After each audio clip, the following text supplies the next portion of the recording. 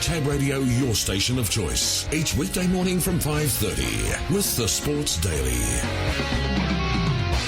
Taylor Cortland and Digby Beach and with you on the Sports Daily this morning. About to head around the nation, but just before the news bulletin, we did touch on the score there in the Perth Wildcats beating the Adelaide 36ers yesterday, Diggers, 94-87. They showed some guts and determination late in that game. They went down in the final quarter, but were able to fight their way back. Yeah, exactly right. They outscored the home side 20-11, I think it was, in that final quarter, TC. So on the road, challenged. It was a rollicking affair in that third term, up and back, and it looked like Adelaide were going to, stroll away with the game. But credit to Perth. Defensively, they were sound. Bryce Cotton didn't have a wonderful night, wonderful afternoon of shooting by his lofty standards.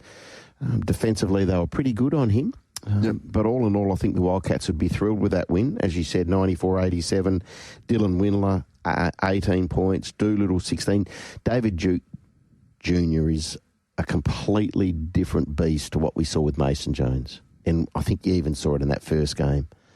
He's by far and away a better fit for the Wildcats and the NBL than what Mason Jones was. Yep. Outstanding defensive effort on Bryce Cotton. Yep. I know Bryce Cotton scored 23 points. I don't think he made a two-pointer, or he might have made one two-pointer. He hit 7 threes, didn't make a free throw attempt. Bryce Cotton. Yeah. No. So Duke Jr. was awesome. At every point that he made, Bryce Cotton, he was working overtime to get the ball. Ball denial was very good. And just the length of Duke Jr. Yeah. And Bryce Cotton had to shoot over him every time. He wasn't really able to shake him too often. He probably scored most of those points when they switched off him. Yes. Yeah, exactly. So, no, that's a significant result for the Wildcats. Well done to them.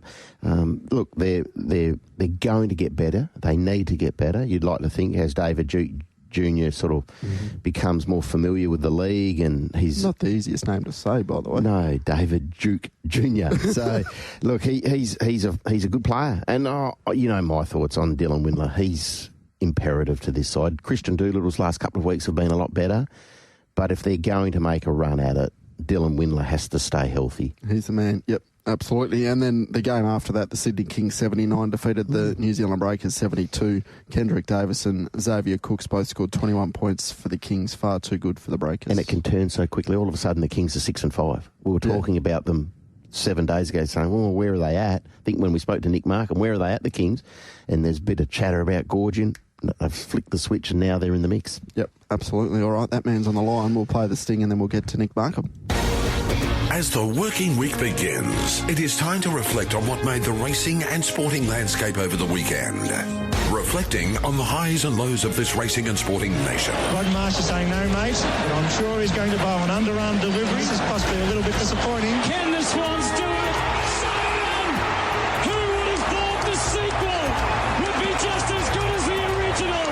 But a champion becomes a legend. McCarthy never has won it. We go around the nation. Here's Aloisi for a place in the World Cup. For us. He's Australia have got it!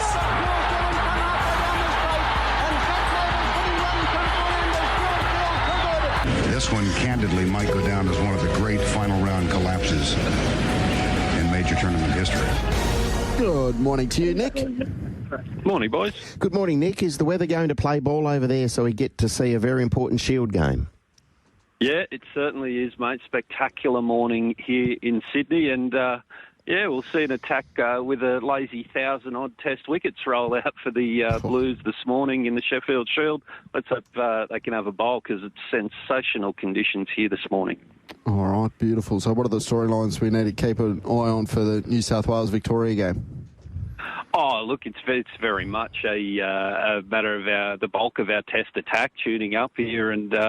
getting some valuable red ball overs under their belt in time for this first test. We've got Nathan Lyon has played some Shield. We know Josh Hazelwood has come back from one day all the white ball stuff against India to play one game as a tune-up. Mitchell Stark as well. So look, we'll see. I'm sure these guys will be the professionals they are, and they'll hit the ground running. But it's all eyes on the test attack really, and we'll see how we go.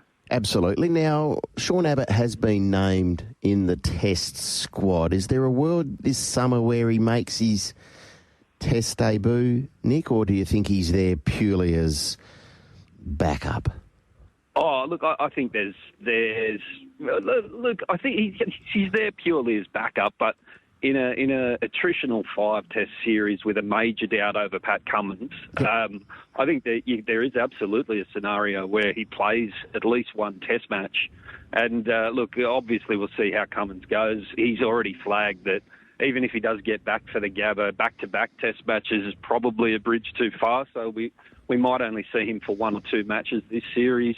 It's going to be brutal on the fast bowlers, and we know that frontline four outside of Cummins, so the frontline four bowlers for Australia, there's going to be a huge workload on them. So, yeah, look, I think he's definitely the next cab off the rank for mine, and yeah, I can see him getting a game if they need to rest a player or someone pulls up sore. We know Josh Hazlewood's had quite a few injury concerns over the last couple of years. He says he's feeling really good. We hope he can get through the entire series, but look, it's going to be a grind come the back end. So, yeah, look, I think there is a scenario where you could see him play a test, and I think it'd be a very well appreciated test debut. I think a lot of people have seen him in and around the test squad for the best part of 6 years, and yeah, it would be good to see him get his go, even if it means it was through injury or something like that.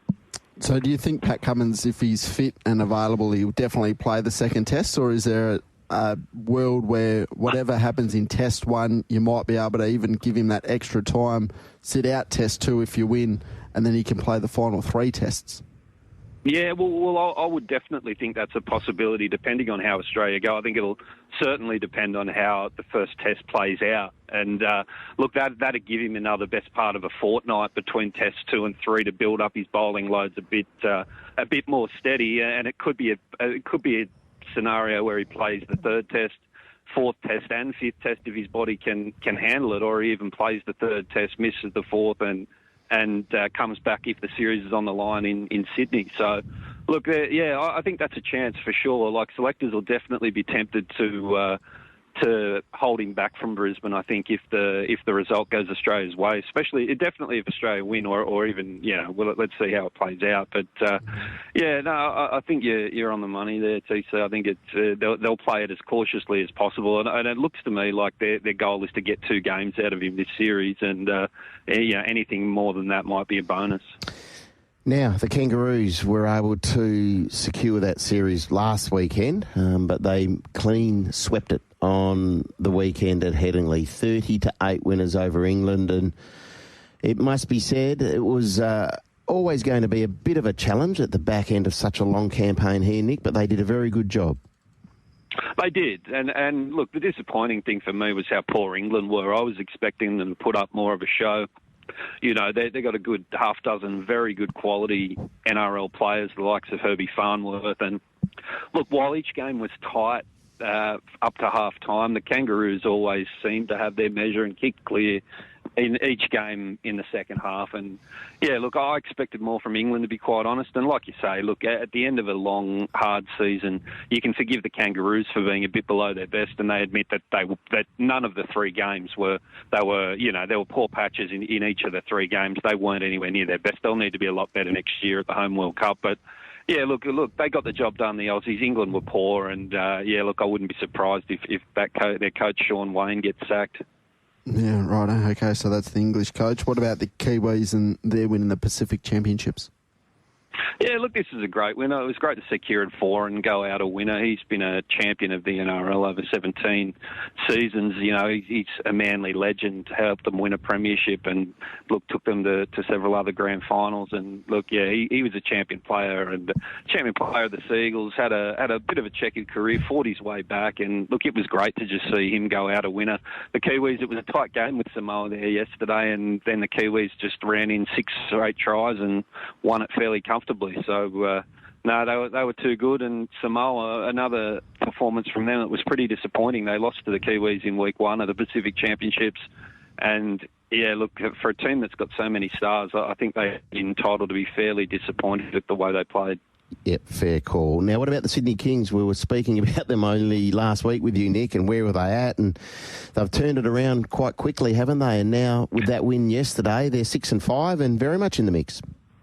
Yeah, exactly. When we spoke last week, they were coming off two really poor losses. They went down to Melbourne and they ended United's unbeaten start to the season. It was a real statement performance. So, look, they responded brilliantly. And then, look, it wasn't pretty yesterday. They trailed for three quarters, but really surged home over the top of the Breakers there. And look, when they put it together, there's just so much talent in that squad. And hopefully this back-to-back wins they can really build on. It's a sign that they've really turned the corner and they're going to be one of the teams that is right up the top end of this competition this year.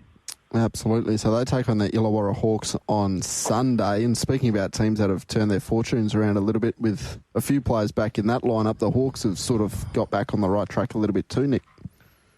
Yeah, very much so. JaVale McGee's been an absolute sensation for the Hawks, that ex-NBA star who was best known for getting into beefs with Shaquille O'Neal on the internet before coming out here. But no, look, he's been putting up some massive numbers, hasn't he? And yeah, look, they've really started to turn the corner after a really sluggish start to the year. So no, that'll be an interesting game for sure. All right, thank you very much for your time, Nick. Hopefully we'll be able to catch up very, very shortly.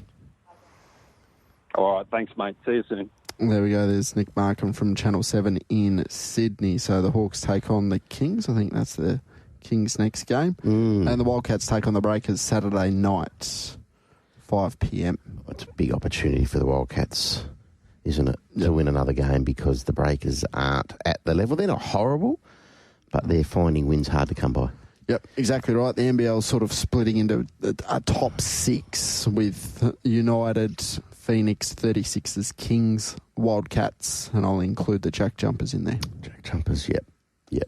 JaVale McVee has been everything that the NBL would have expected or wanted, I suppose. Yep. Add him into last year's championship winning team. It's just remarkable that they had such a slow start. Yeah. Now, a couple of key pieces have been in and out of the side, and they're getting a little bit more healthy now, but gee whiz, he couldn't have done too much more. No, he's held up his end of the bargain. Absolutely. Yep. All right. Now, it was 5 Diamonds Day there at Rose Hill on Saturday, and a little bit of an upset in the feature race. To chat all things New South Wales racing over the last couple of days, Richard Haynes joins us on the Sports Daily. Richard, a very good morning to you. Hello, good morning, gentlemen. Good morning, listeners. Yeah, we're out to a pretty steamy and muggy Rose Hill Gardens for the weekend, and five Diamonds Day. This Sydney Carnival rolls on. Newcastle, then Wollongong. It's never ending, but yeah, all roads led to Rose Hill Gardens on the weekend. We're a pretty decent crowd. Watched a mare that's going great guns, and we saw a couple of horses put enough money in the bank to be in the Golden Slipper in about 5-6 months' time. Vivier, did you think that she could go there off the quick spin and win the 5 Diamonds? Well, not really. You talk about horses that creep up on you a bit, and not that I've been, not concentrating on the racing at all, but this girl has just come on the scene. I mean, she's always been a model of consistency, but Kieran Maher and his team have just got the lift to the next level, and she was fantastic on the weekend. Really happy for Reece Jones. Some of the bigger gun and more high-profile riders maybe down south, but it was a strong jockey's room on the weekend, but the seas parted up along the inside. She was well back in the run, Vivier, and she attacked the line and she was able to just nail Transatlantic. I thought was given a beautiful ride just outside the speed, and he's a pretty good yardstick. He's a Group 1 yardstick this preparation. But she was fantastic. Took her earnings up to $2.8 million, 1.1 mil jumped in on the weekend. She was, as you say, she was second in the big dance just the 5 days earlier in a race, 600 grand jumps in there. So what an amazing week for her and the connections. So I was out there on the day. There was one owner there, David Dawson, and he was just delighted. They had their Vivier ties on, the same colours that she sports when she races. But yeah, just one of these mares that probably creeps up on you a bit.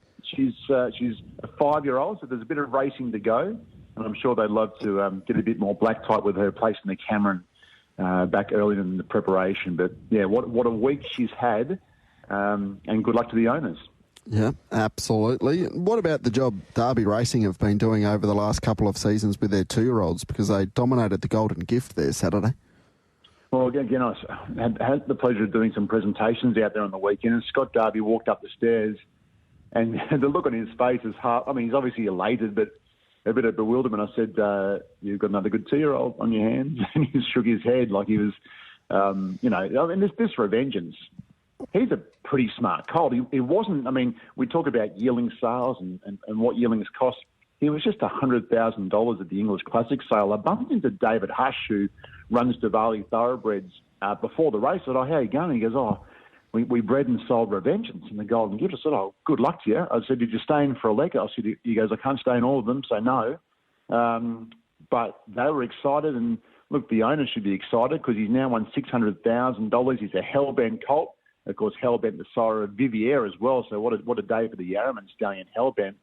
But yeah, Scotty's a great guy. He's been doing this for a fair while now, and in the right stable. Gay Waterhouse, Adrian Bott, tough 2-year-old, bit of race experience on his side, and he's just the kind of horse they do very, very well with. I thought he was dominant to beat Spicy Miss, another Derby runner.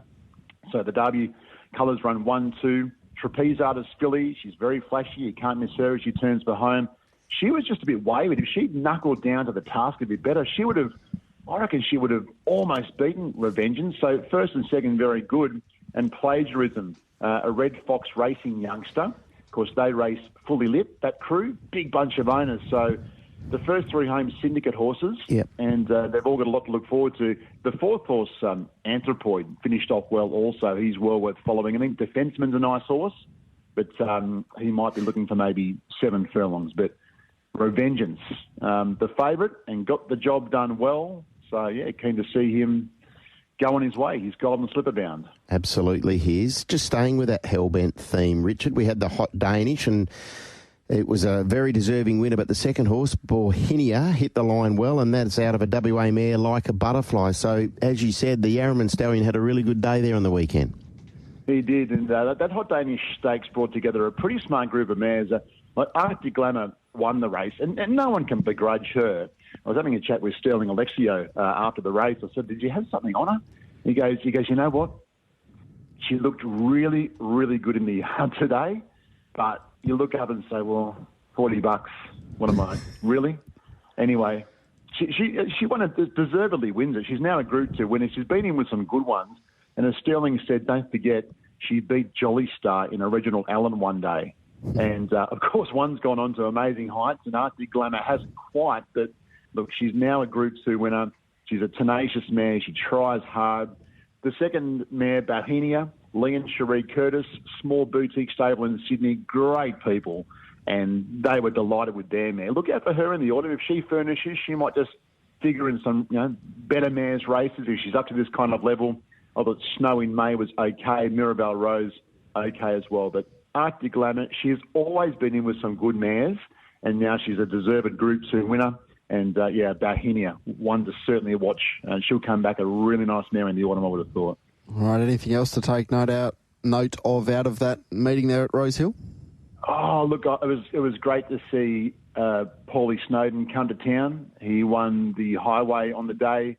Lunate got the job done. Ben, look at Paul Snowden. Of course, Paul's setting up on the mid-north coast of New South Wales now. We know he obviously in partnership with his father for so many years, but it was great to see Paulie come to town and with a nice winner who he's going to send towards the country championships. Damien Lane saying that Oakfield Jupiter, his midway winner, he's never had a horse in his hands that's been going the right way like he has. And in race 4, Tuned, he might be a pretty promising horse, Tuned. Annabelle and Rob Archibald train. He's a Zoo-Star gelding. They paid a bit of money for him. He's a 4-year-old. And the gelding might have done the trick. They paid the money. He's a good sort. And he might just be able to go on with the job now. But they were probably the highlights of a day at Rosehill Gardens. Yeah, Vivier very good. And Revengeance, he put his hand up as being a pretty proper 2-year-old in that Golden Gift. What was your highlight down there in Melbourne of the Cup Carnival? Not just Saturday, but the 4 days, Rich? Getting home on Thursday night. No, just joking. It's a bit of a tour down there, and it's not only because you're talking to a lot of people and you want to create a good impression. I was down there working for Tab, so and people say, oh, you would have been in the marquee all the time. Well, not really. You're sort of, you're dealing with customers, and there's little issues and bits and pieces that bob up. But highlight-wise, well, I couldn't have found second and third in the Melbourne Cup at gunpoint. The winner probably could have come into. I think it's a shame he got scratched behind the gates, but that Tentaris, he's such a good threer. I had the pleasure on Sunday Arvo after that race, or last Sunday, to be in the company of Anthony Freeman very briefly. I said, geez, good colt. And he just looked at me in Anthony's way and he said, he's real good. So when he's saying that, I think he's the highlight colt. He's outstanding. Mark Zara, take a bow. You want to be on the right horses, but you need to be in that right frame of mind. So he was outstanding in the riding ranks. But it's a great carnival. I know you can't make comparisons. I'm very much a Sydney sider, and I love our spring. I love our autumn better. But those 4 days at Flemington, they're fantastic. And the club got, the weather wasn't on their side on a few of the days, but it's quite a spectacle. If you're a race lover and that kind of stuff, it's a great week, that's for sure. Yeah, absolutely. Thank you very much for your time this morning, Rich, and over the last couple of years as well. Hopefully we'll be able to catch up shortly. Anytime, guys. Pleasure. Thank you. There's Richard Haynes from Sydney there. He made a duck down to Melbourne. He's off the line now, but please give me a spell. Sydney in the spring. Doesn't compare to Melbourne. No, it doesn't. Look, they've got the Everest Day and the Golden Eagle. It's a big race. It's a rich race, and there's a lot of money up for grab throughout that Sydney spring. And you saw it there on the weekend, the 5 Diamonds. There's an inordinate amount of money up for grabs. But you can do whatever you want on Golden Eagle Day. It's still Derby Day. And then you can dress up the 5 Diamonds however you like it on the weekend. But it's Champions Day. So that spring, that 4 days in Melbourne of the Cup Carnival and what we see at Moonee Valley, you know what, into the wind if you're trying to compete with that. You can't. Yeah. You just cannot. Yeah, and it's probably edged its way to Everest Day over Caulfield Cup Day. Yeah. Maybe on most years, but that's about as far as it's got. The big thing going forward, and it may well happen beyond our time, TC, but what does the Sydney Spring look like with these, I call them pop-up races. They might be a little bit more entrenched now, but have they got a model which is capable of sustaining them? And the reason you ask that is because they were wanting to sell Rosehill. Mm. So are we still going to be having a Golden Eagle worth $10 million? Are we still going to have these races in the short to mid-term when you haven't got access to the funds that you thought were forthcoming with the sale of Rosehill? Mm. It's a good question, but you probably get the same races, same quality of races if you're half the prize money. I'd agree with that. All right, out of the roads. We'll continue around the nation on the other side. On the Sports Daily, the Shayne train's coming into the station. Here's Shayne Williams with his winners for tonight's WA Greyhound Racing. Shayne Williams not too far away from joining us here on the Sports Daily. Just before we get there, Diggers, just a point of discussion. Might bring it up again after 7 o'clock, but old Blogsy. Oh, Blogsy. The racing blogger. Yeah, the blogger. A lot of people very positive about what he was able to bring to the Melbourne Spring Carnival on social media. Mm-hmm. Stephen Power is his name? Stephen Power, yes, it is. Did you like what he did? Yes, very much so. I don't live on social media like some, but what I saw was super. Just the engagement, the positivity. I loved it. He was everywhere, had wonderful... It looked like he had unfettered access. Like he could go wherever he wanted and speak to whoever he wanted. So you're getting taken behind the curtains a little bit. I know we hear those people regularly, but it just felt like, and whether it was just the vibe that he was giving off, but it just felt those people might have even let their guard down a little bit as well. Speaking to him, they're a little bit more engaging than what they normally would be with traditional media. Would that be fair? Maybe. Yeah, maybe. Like he got Mark Zara straight after he won a Group 1. Yeah, Mark Zara's not one to sort of... No, and it was like Mark, clearly he was swept up in it all, but he also spoke very well, Mark, and gave a great bit of insight. Whether or not because Racing Victoria have brought him out here, that Racing Victoria have said to Mark, can you do this? Yeah, for sure. that might have something to do with it. But I know what you're saying is he's very like James McDonald. I think he jumped off Maydan there on, maybe a Sunday morning. Mm. And old Blogsy was there and he interviewed him. And, they're only 2.5 minute clips, which probably for this day and age works perfectly. Yeah, agreed. But it was an amazing success, and now he's made his way to New Zealand. So they've jumped on and said, yeah, OK, we're taking you. Yeah. So, he'll be there New Zealand Cup Day. So he's somewhat of a phenom at the moment, old Blogsy. Oh, Blogsy. Kenny. Great name. He looks like he just doesn't stop. Fair effort. Yeah, 100%. So no, I'm on this side of the country, and after 4 days I'm tired. Yeah, good on him. No, he's done a super job. All right, I'd like to hear from the listeners if you caught any of his material or liked him, disliked him. Why? 0427 789 571. We know you like this man, and he joins us again on the Sports Daily. Shayne Williams, a very good morning to you.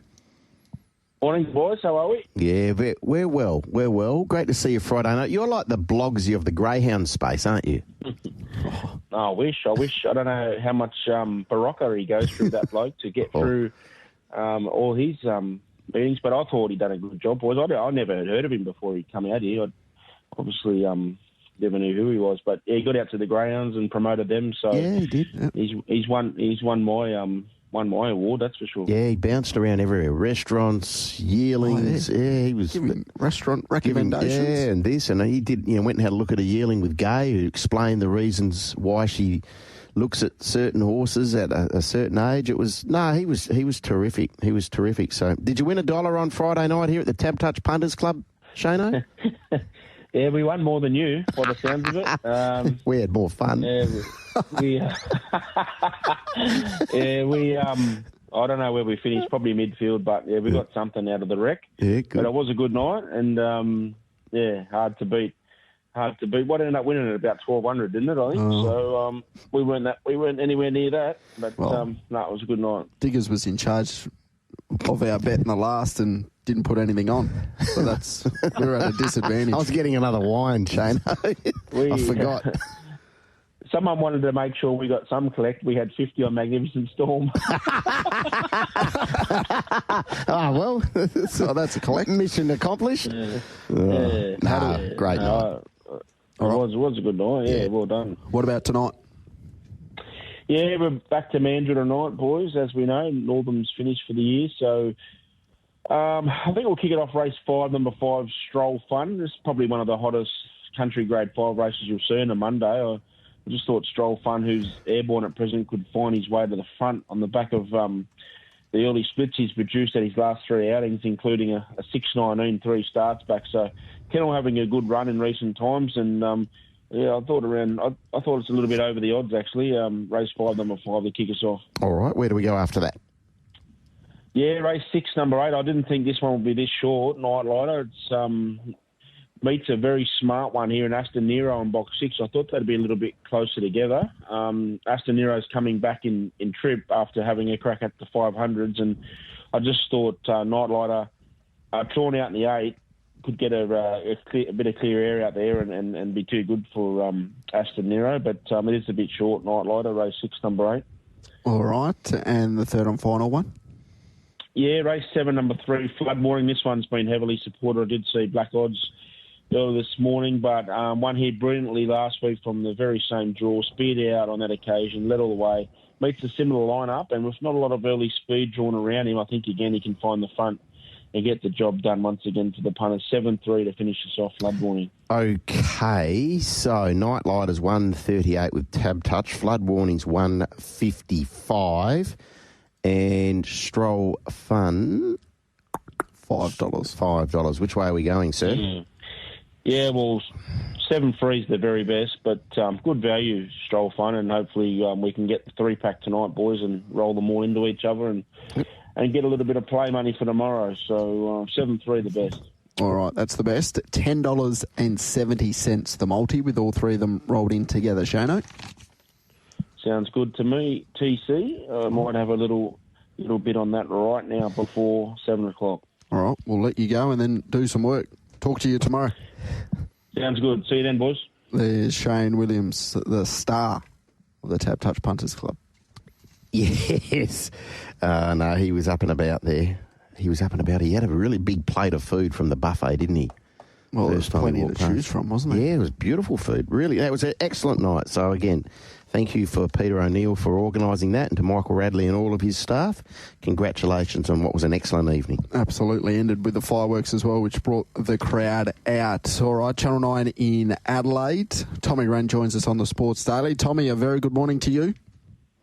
Taylor, Diggers, boys, hope you had a good weekend. GVS Justina was impressive, wasn't it? And big weekend of racing. Oh, a wonderful weekend of racing, Tommy. It was there was a lot to like. Adelaide 36ers yesterday, in excess of 10,000, record crowd, but the Wildcats were able to come out on top. What did you make of that performance?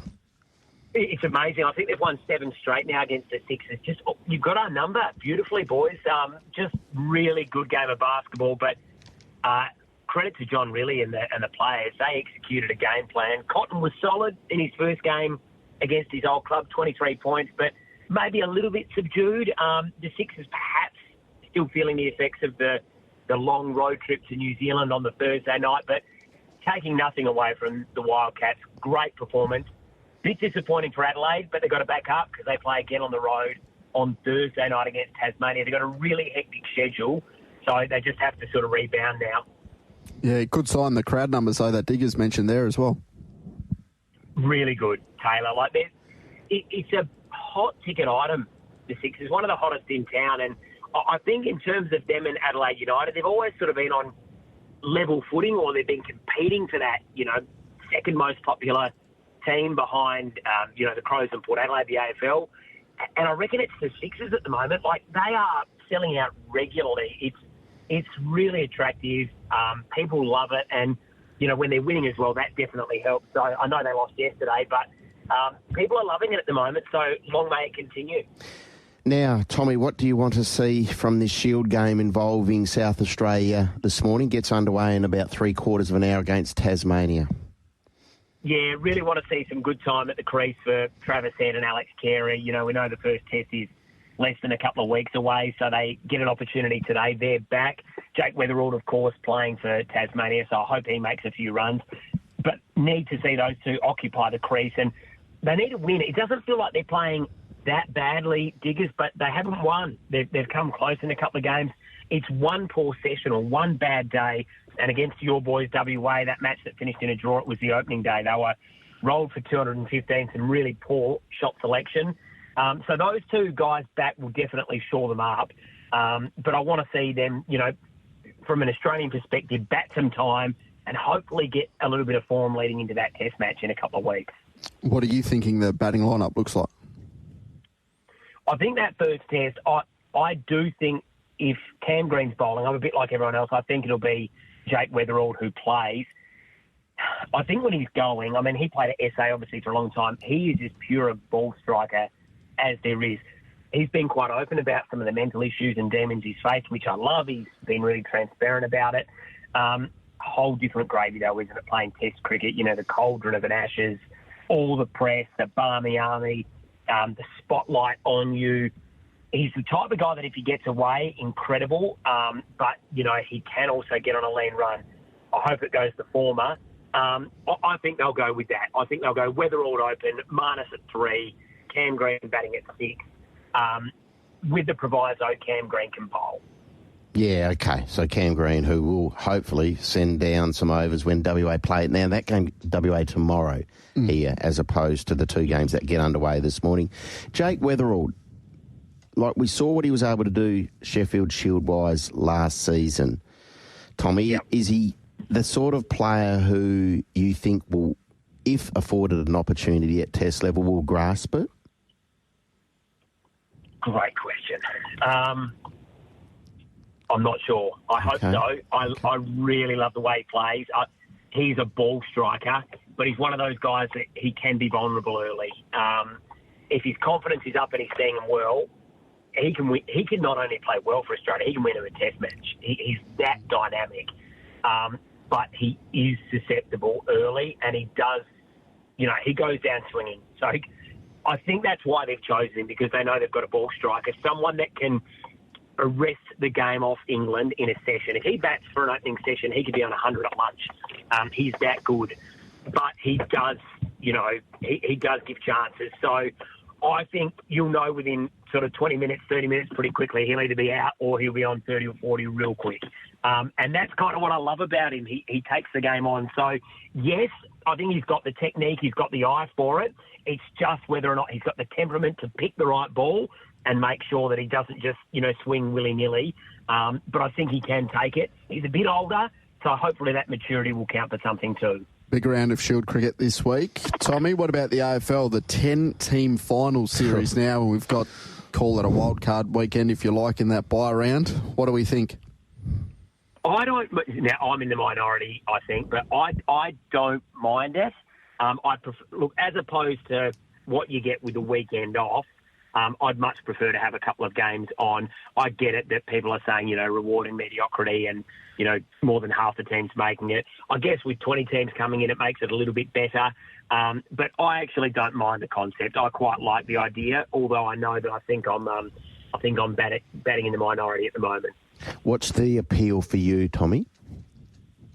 I just like the fact that we've got games that mean something. I think of that year when the Crows, I think, finished 9th or 10th. It was after that poster against Sydney.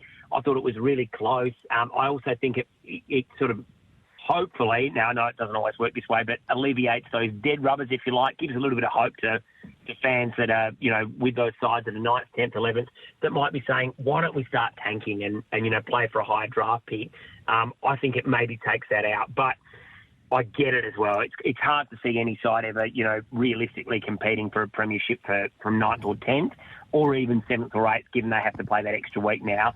But for me, I quite like it. If you finish 5th or 6th, I think you'll like it as well, to be fair. Yeah. Yep, absolutely. Absolutely. All right. Anything else we need to touch on, Tommy, before we let you go? Well, Port's first and fourth year players are back today, so they'll have a light run around. So we sort of get to see the new era under Josh Carr. Jaden Stevenson, of course, he's out there now. He'll be a part of the training for the Power this pre-season. So maybe a third AFL club for Stevenson, who played at Collingwood and North.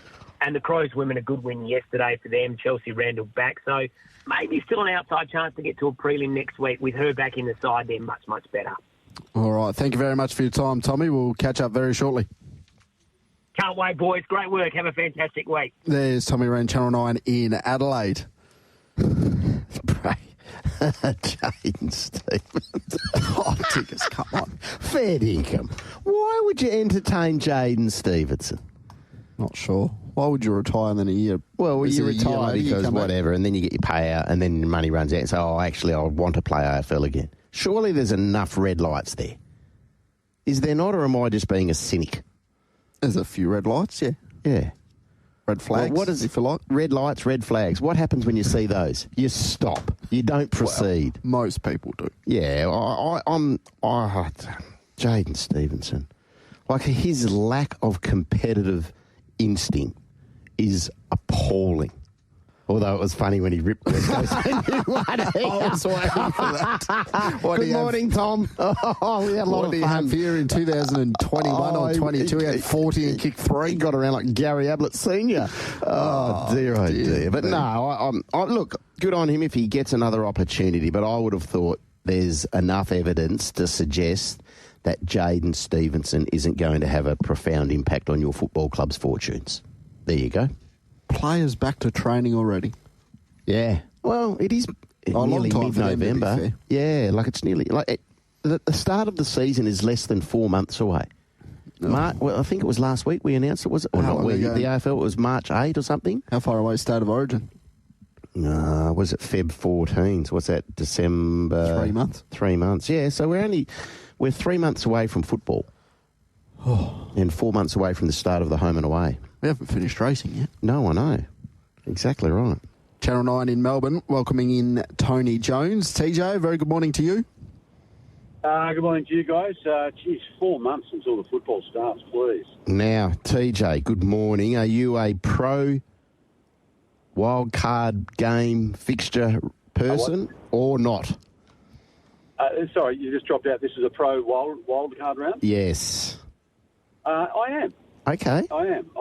Why? I'm I mean, I think, well, first of all, I can't stand that bye week. I think that dead week of football is just so energy sapping, momentum sapping. And I've, heard all the arguments. I know the AFL Fans Association has come out all guns blazing today saying that, it just rewards mediocrity. But I think it just adds a new dimension. And, I guess one of the great examples being used in this debate is the Sydney Swans charging home and what might have been. So, we would know just how good the Swans were and whether they were worthy of actually, participating in the finals. So I like it. I know there's a lot to work through. One thing that I haven't seen is what the AFL plan to do with AFLW, because that was the week where it was all being unveiled and the season was starting with clear air. So unless you've seen anything, I haven't. No, not at this stage. Not at this stage. No, so I'm sure they'll be wanting to know also just where they sit in the overall scheme of things.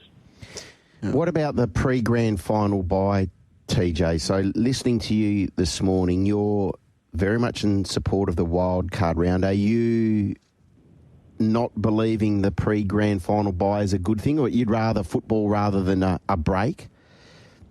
Yeah, I don't like the break at all. Okay. I don't like the break at all. I just think, as I say, it's energy sapping. And, once you've had effectively already 4 weeks of finals, then you just want to keep it going, don't you? Suppose so. Sorry, guys, is that locked in that there's a week off before the grand final? No. No.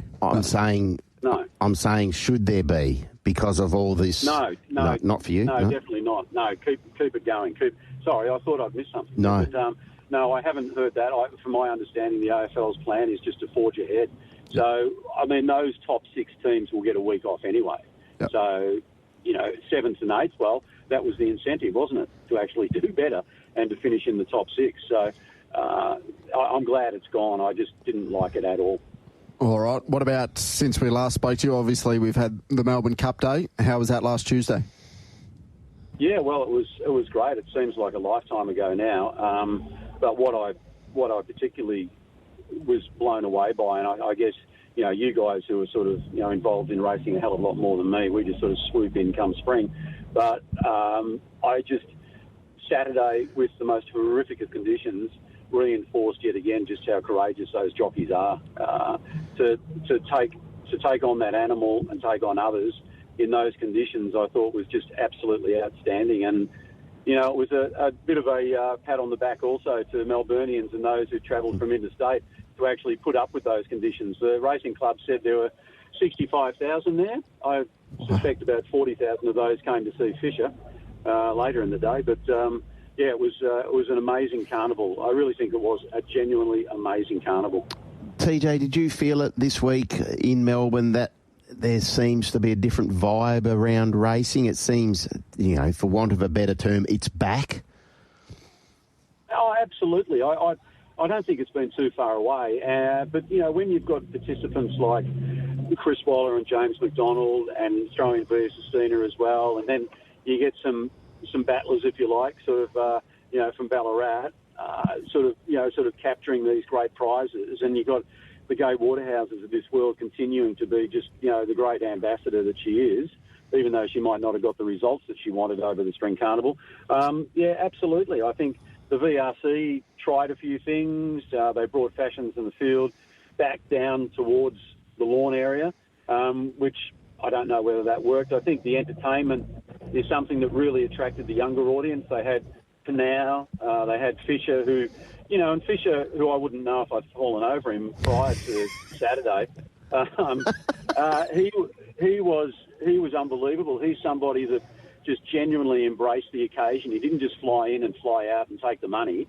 He was there. He was speaking with Jamie Carr, just saying, your wedding looked amazing, and I couldn't believe it when you won the cup. And he really did his homework and really became part of it. So I thought that was really good. I just thought everything about it was fantastic, and hopefully it continues to surge ahead.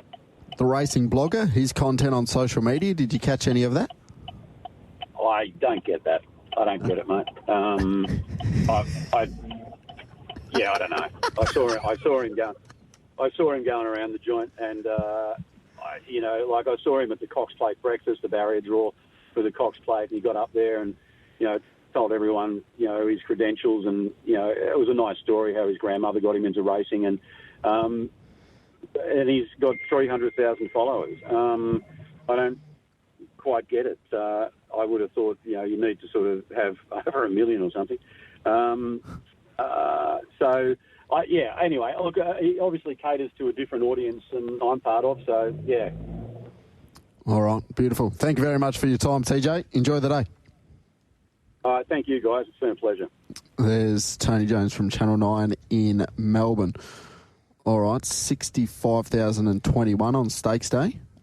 How many? 65? 65,021. Oaks Day, 51,000. Right. They're a bit stiff on Saturday. Yeah, well... if you get a nice day, you'd like to think you're pushing north of 70. 286,746 over the 4 days. Good crowds. And, look, it was a shame that you got the weather that you got on the weekend, and it was it was putrid, wasn't it, on Saturday there in Melbourne? It was horrible. Shocking. But I can't think of anything that Racing Victoria could have done any better. They pulled the right levers throughout the spring. It was a wonderful spring. Yep. I second that. Couldn't agree more. We'll head out to a break, come back on the Sports Daily on the other side. Tab Radio, your station of choice. Each weekday morning from 5:30 with the Sports Daily.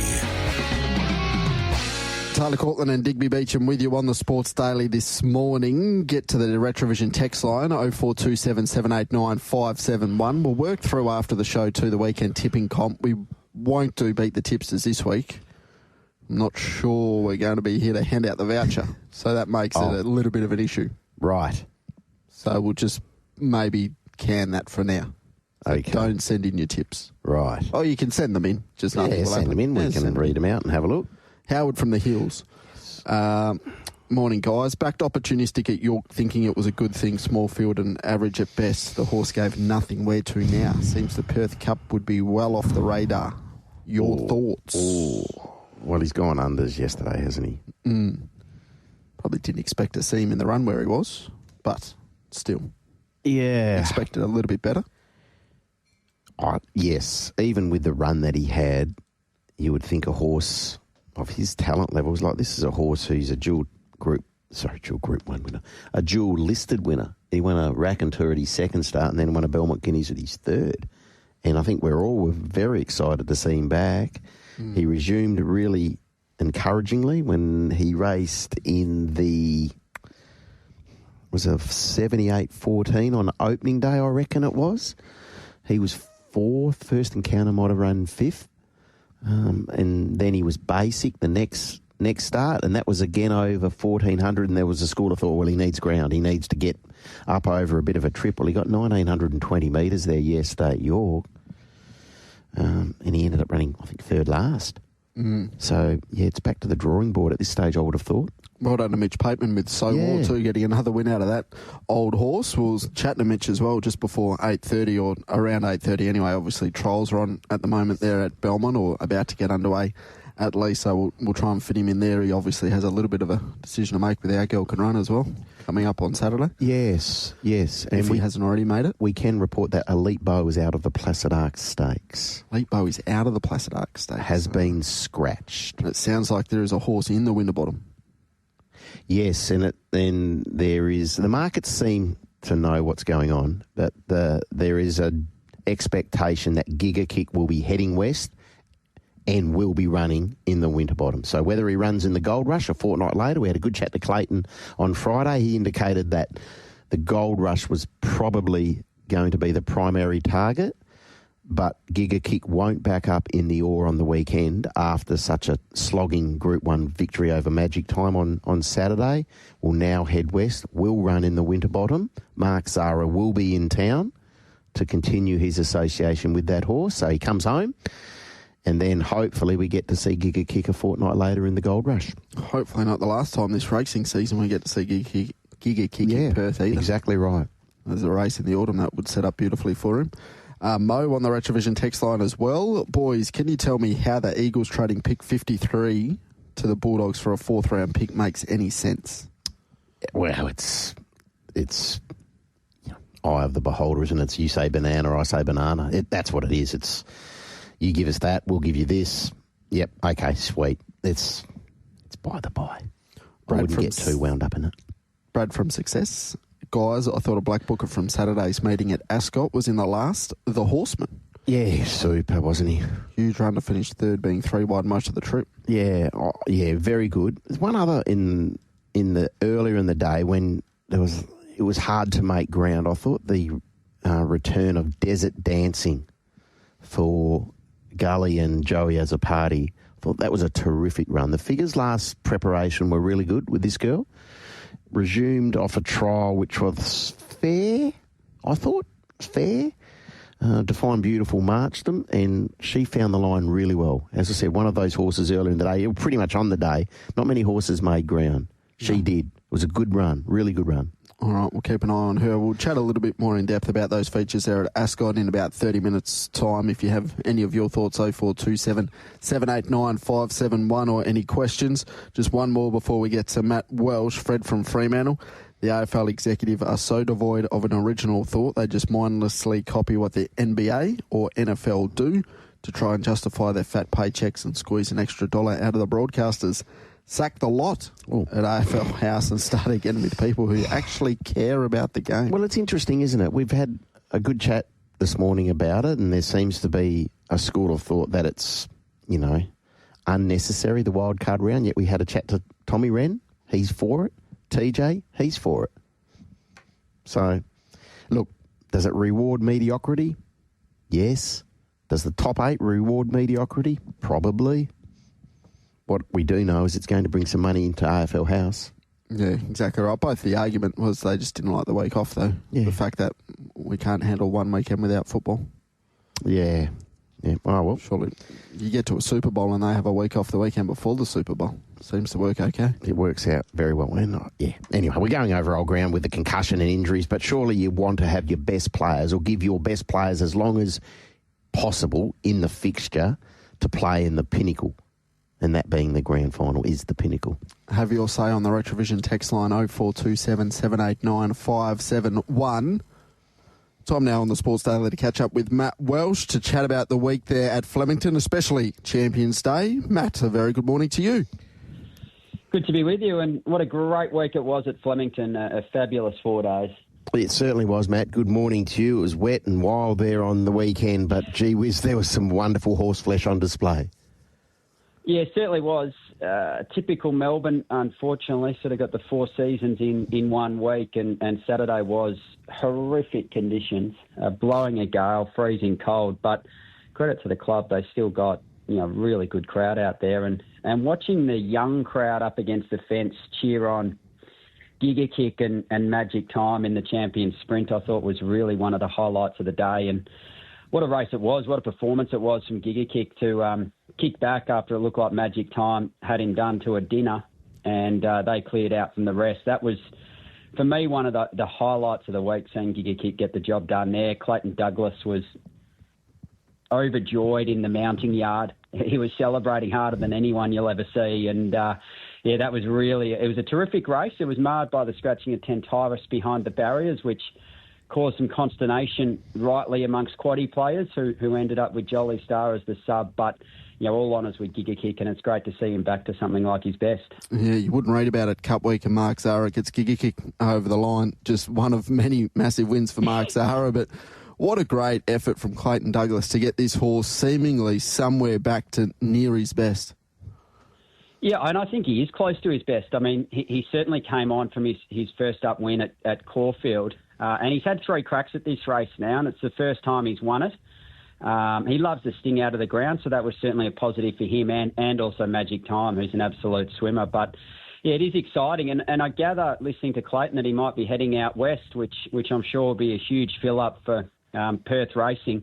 And Mark Zahra, there's just not enough superlatives for him at the moment. He rode beautifully right throughout Cup Week. He had a couple of Group 1s on Derby Day, capped off the week with Giga Kick on Saturday, and I think it was 8 winners total. So clear standout jockey mark, and continues to emphasise why he's certainly one of the best big race jockeys in the country. Talking of standouts, Via Sistina did what Via Sistina does, just capping off another superlative spring for her as well, Matt. Yeah, she's just an unbelievable mare. Come grand final day, she gets the job done. I think many have suggested she's probably not going as well as 2024, which I think's fair. I mean, she only just won the Cox Plate versus the absolute demolition in track record time of last year. But I thought Saturday was probably her best performance of the spring, albeit against more moderate opposition in the Champions Stakes. She was electric. She produced some of the best last 200-metre splits at the meeting, which, given how much rain had fallen throughout the day, was quite incredible. So she was powering away from them. What about the runner Zambardo, though? I think rated in the 70s heading into Saturday, was due to go around on Thursday in, I think it was a benchmark 78. I have a feeling he would have made a fair mess of them. He's at 78 at the moment, his rating. So that rating's going to explode after running second to Via Sistina. So the owners might have done themselves out of a few wins along the way as they get through the ratings races. But, they got the joy of running second in a Group 1 to, arguably the best horse of her generation and pocket $540,000 for the privilege of doing so. Have you been able to sit back and think about where Via Sistina sits in the whole picture of Australian racing? 12 Group 1s. Oh, look, I mean, yeah, she's a remarkable mare. I mean, you think of the recent champions, Black Caviar, Wink, she sits comfortably below them. But, then you go to your sort of nature strips and that sort of level, who I think are the next in line. And she probably sits comfortably alongside those sort of horses. As I said, she's just done a remarkable job. And to complete that double-double, I suppose, the Cox Plate Champion Stakes 2 years in a row, it shows great resilience. And, she's an older mare now. I don't think albeit she's a Northern Hemisphere mare, I don't think an 8-year-old had won a Group 1 in Australia heading into this season. So, yeah, she's an absolute ripper. She's done a terrific job at the back end of this campaign. And what about Chris Waller and James McDonald, who celebrated their 50th Group 1 in partnership? They're a phenomenal duo. They work well together, and they both paid great credit to one another post-race. So it was a great way to cap off the week with the final Group 1 there and Via Sistina taking it out. 50 Group 1s together. Amazing. It is absolutely phenomenal. Now, Chow Wolf wins another Group 1. We know he's a really, really high-class animal, loves a little bit of sting out of the ground. Where are we at with the whip rule, Matt? Oh, farcical for mine. I've said it for ages. I just think it's too ambiguous. Chad Scopert, I think, used the whip 4 times more than the permissible 5 strikes before the 100-metre mark. And you can understand why. I mean, slogging day. Pericles had gone up alongside him, almost headed him. And, Chad's just trying to win the race, knowing that he's ultimately not going to have a protest overturned if connections of Pericles throw one in. But I think it needs to be more clear-cut for punters because at the moment it's far too grey. Either do away with the whip rule, assign fixed penalties for each strike, whether it be 0.1 of a length per strike, or just say simply, if you go over, you're disqualified from the race. I think, any of those will very quickly sort out breaches, as opposed to suspensions and fines, which, the fines pale into insignificance compared to the prize money on offer in some of these races. Having said that, I mean, Pericles was laying all over Chia Wolf over the concluding stages. So had connections of Pericles thrown in a whip protest, indeed, the connections of Chia Wolf may have thrown in an interference protest. But, yeah, for mine, it needs to be sorted and needs to be sorted ASAP because it's just going to continue happening. And, we're going to see more and more of it in these big races. And it'd be a shame to see Melbourne Cup or a Cox Plate marred by, overuse of the whip over the concluding stages. We've spoken about this on this show, and I'm sure every other podcast and show in racing have spoken about this for 2, 3, 4 years, Matt, with this whip rule, but no one wants to seem to change it.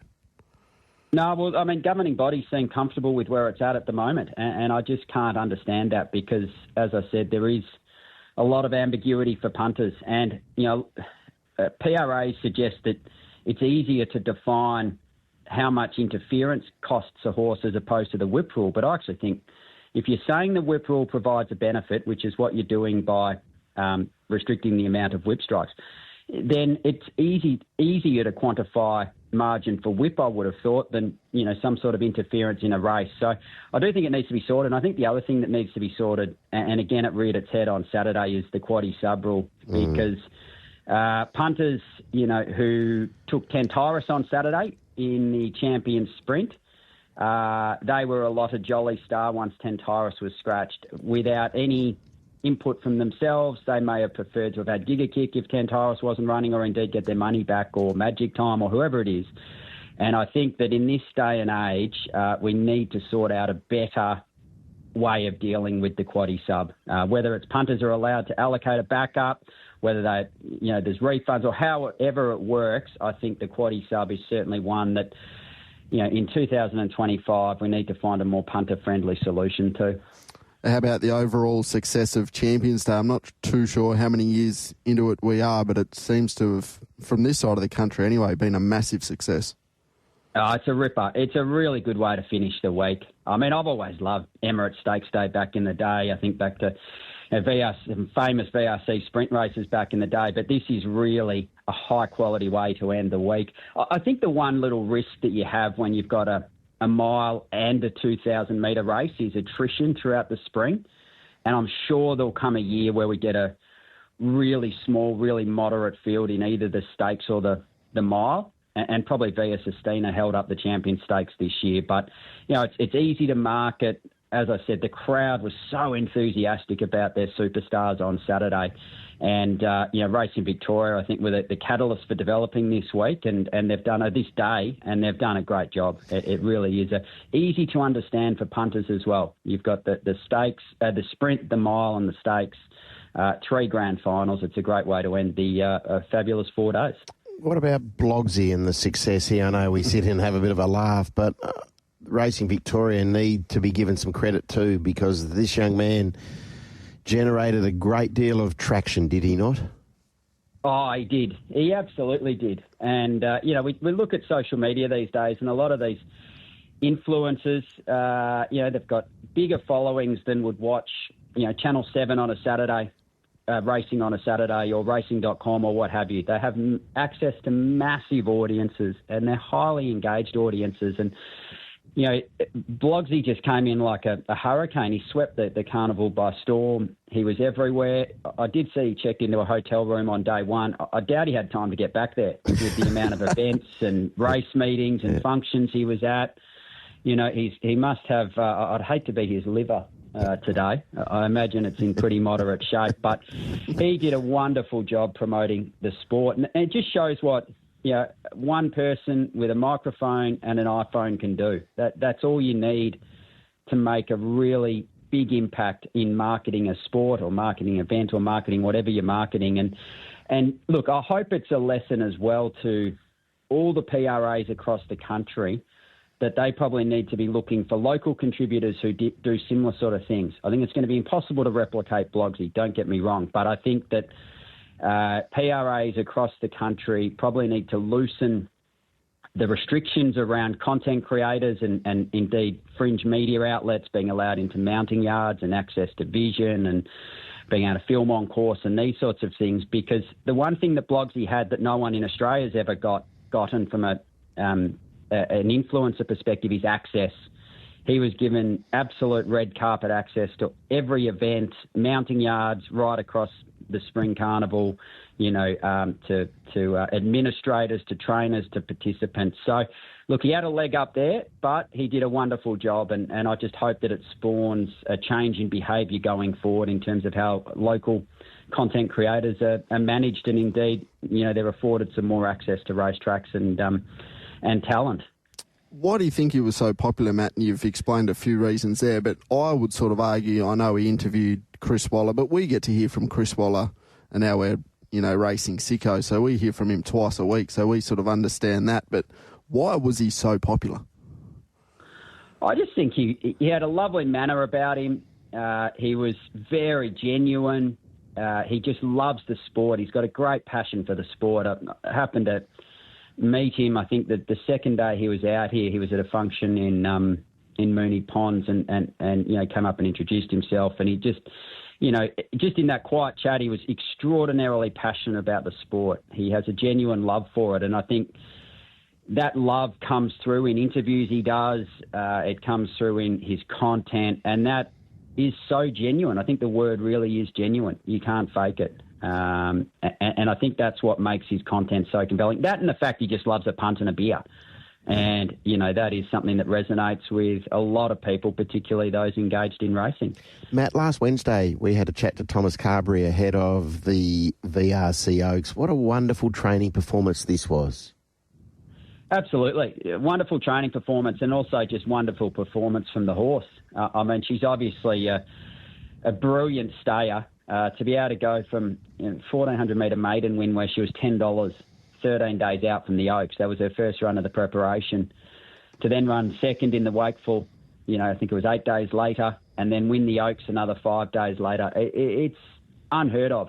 It really is, A, one of the most phenomenal performances from a horse, but also B, phenomenal training performance to be able to get the horse to back up and then go from 1,400 to 2,000 to 2,500. And a trainer with just 10 horses, a little-known Ballarat trainer. So that to me was one of the standout stories of Cup Week. I absolutely loved seeing her win the Oaks on Thursday. And, I think she's got despite the fact I don't think it was a very strong Oaks field, I think she's got a pretty bright future as a stayer.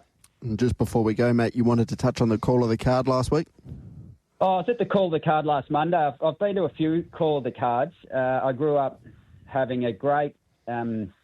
I used to love the call of the card in the 90s. I was in my teens, so I certainly wasn't able to attend. But reading about the big bets in the Sun the next day, your Kerry Packers, Lloyd Williams, these sort of Mark Reeds and what have you. And, they were the halcyon days of the call of the card. I thought on Monday at Crown, got some way back to that. There was some really strong activity.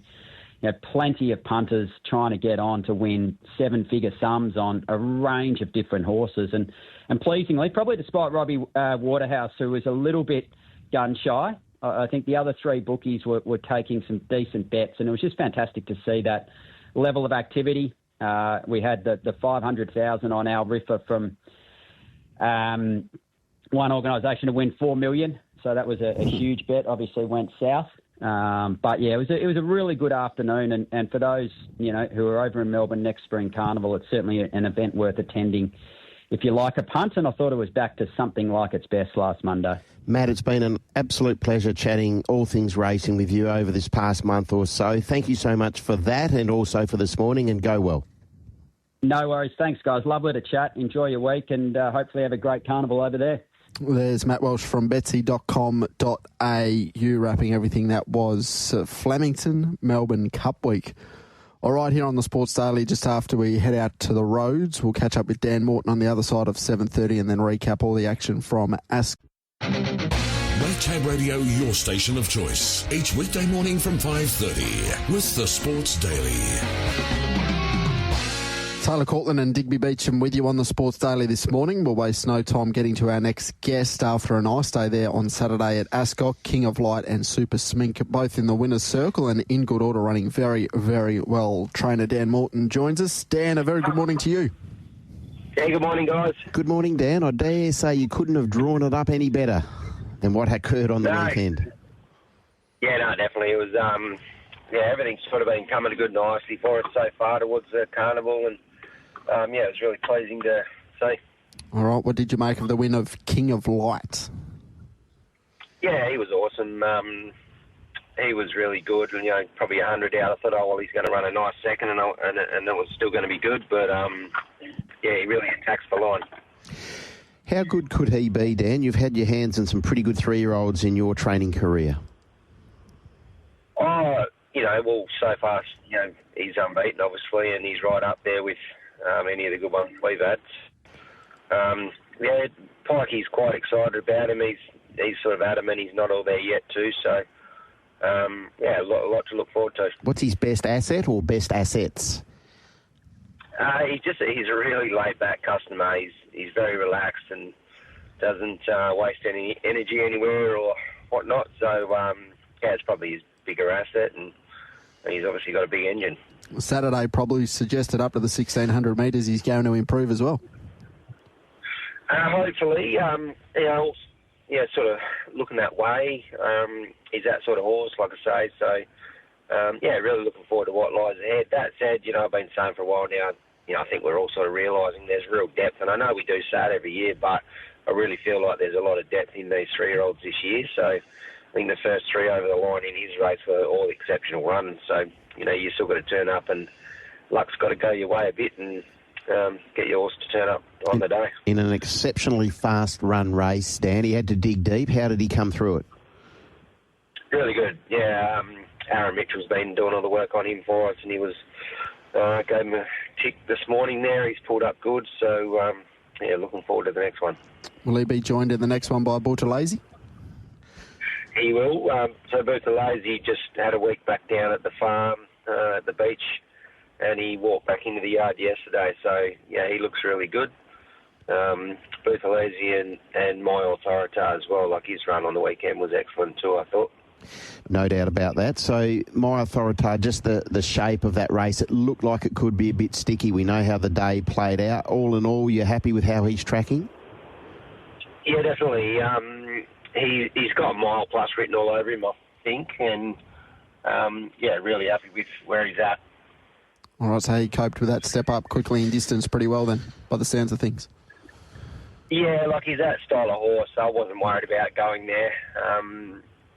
And, just sort of the way that race mapped out, they didn't go quick. It just didn't work for him being where he was. But I still thought he ran excellent himself. How proud of Super Smink were you, Dan? Oh, very. Yeah, she's a ripper, obviously a stable favourite. And she's been a gun horse for us all the way along. And, for her to come back again and turn up again for us, it was really nice to see. And big team effort, like the system's going beautifully for us, and everyone that's got a sort of hand in it along the way is playing their part and should be proud of what they've done. Absolutely. This time last year she was awesome during our carnival. Is there an argument to be made that she might even be going better this time in? Certainly going no worse. We afforded her a really big layoff this year, so she had really good rest time. Gave her that time to, settle any niggles and still furnish out a little bit. And she had a good block of preparation in the winter without racing or trialling even, and then we just put her back aside. So she's been afforded that time and furnished good, and, a little bit of luck she'll, stand us in good stead. Okay, and what about the stablemate in good order? This was some sort of a performance? Yeah, it was... it's easy to sound smart now, but it was no real surprise to me. The horse is, he's a very good horse, and he had a long layoff himself, just through a bit of a injury, so a horse layoff. But again, he's had that time to really mature up and get his act together, and he looks like he's in for a nice prep. How does he get to a Perth Cup? It's like there's no easy one, so we've mapped out a pretty ambitious prep for him because he's highly rated. So he'll go second up Railway, third up Northerly, I think fourth up Van Eeps or whatnot. So there's no easy ones, but he's come back in great shape and looking forward to them all. Okay, does Pure Excess find a way to the champion fillies? Yeah, certainly will. I expect her to go very good. So she looks unreal. The run the other day I thought was full of merit. And she's tracking the right way. Riva Aquarama? She's the same boat, actually. Her run the other day was really good. She just got stuck off the track a little bit and got forced off speared off a bit on the corner, but she's going good. She's very capable. Again, like a lot of depth in the 3-year-olds, so they've got to have luck on the day and turn up. All right. All in all, Dan, as you said, I think we've spoken a couple of times on air, off air, and you've said that you're pretty satisfied with the ammo that you've got. It's the start of the spring. We're now heading into the Pinnacles. You're as well placed as you could be. Yeah, we are. And I've sort of felt like that for a few months now. I've really been keen on what we've had coming forward. We've had a couple go by the wayside, which probably most yards do, but what we've got hanging in there for us is looking the goods, and couldn't be happier at this point. All right, anything else to take note of for Saturday? Placid Arc, Champion Fillies, Jungle Miss that we haven't touched on, or the Peters that you might have a significant runner in?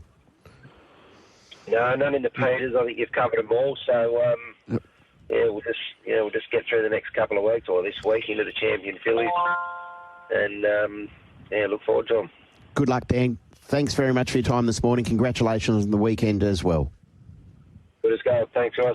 There's Dan Morton, and as you said there, Diggers, plenty of bullets to fire over the next couple of weeks, and headlined by King of Light, who at this stage might finish the carnival as the shining light of WA racing. He flashed enormous potential, did he not, as a 2-year-old? And we all sometimes, not all the time, but sometimes we look at it and go, 2-year-old winter form, how's it going to stack up? But he looked well above average. The first of his 2 trials this time in was outstanding. Resumes in the Belgravia over an unsuitable trip. Savages the line, and there on the weekend, he looked in all sorts at about the 100-metre mark. You thought he's a Phoenix, off and rolling, and she marched him, Lucy. It was a good, positive front-running ride, but he just got there late. Great call by Darren as well. It was a really, really good call, but an outstanding performance in a fast-run race. All right, let's start there with a little bit of a recap of Ascot, King of Light. You've touched on that horse. He just savaged the line, as Dan mentioned there. He's a Phoenix, should take good benefit from that too. A nice hard hit out, was obviously going to the races on the back of a little bit of a freshen, but certainly fit enough to run well, and certainly did that, but still, naturally, should take good improvement up to the 1600. Yeah, look, this was the Faritha, and there was a lot of eyeballs on this, and then we had the Lustia. We'll touch on it. This was run 19 lengths quicker than the Lustia. More than 19 lengths faster, this. 121.48. So conditions on the weekend were slick. There's no denying that. That's a seriously good gallop. 121.48, King of Light stopped the clock. He's a Phoenix, was responsible for that fast tempo. Out in front, I thought he's gone enormous. Rockfest, good. Back, good ride by Chris. Stayed close to the fence, and that was the spot to be. So that return at 1400, excellent. I thought Mardusa, wide around the corner, got to the line nicely. Delta Sun, just a bit keen. He was a bit keen early in this race, which is surprising given how they were marching along. But King of Light, he's your Guineas favourite. He's your Northerly favourite. And you can see why. He's a proper animal. 4 for 4 now. All right, go back to Mardusa in 4th, who I didn't think was badly... wasn't bad either, is what I was trying to say. Yep. Hit the line well. There was a little bit of a gap back to 5th, Delta Sun. So I'll say your horse, Diggers. You're a big fan of the horse.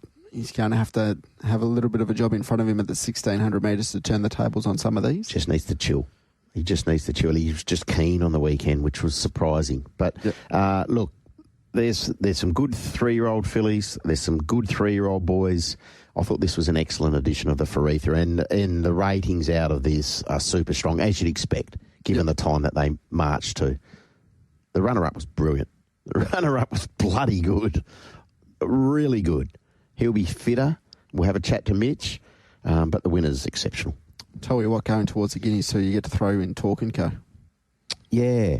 I think she will be nommed, for Saturday's Champion Fillies. Yeah. But I tell you what, if she goes there in a Guineas and her and King of Light start matching motors at the furlong, trying to chase down He's a Phoenix from the top of the corner as well. If Lucy gets her time, and even if she was able to snake a furlong there to give He's a Phoenix a little bit of a rest, who's to say he can't kick away and be very, very hard to catch. Race number 8 on the program, the Lustia.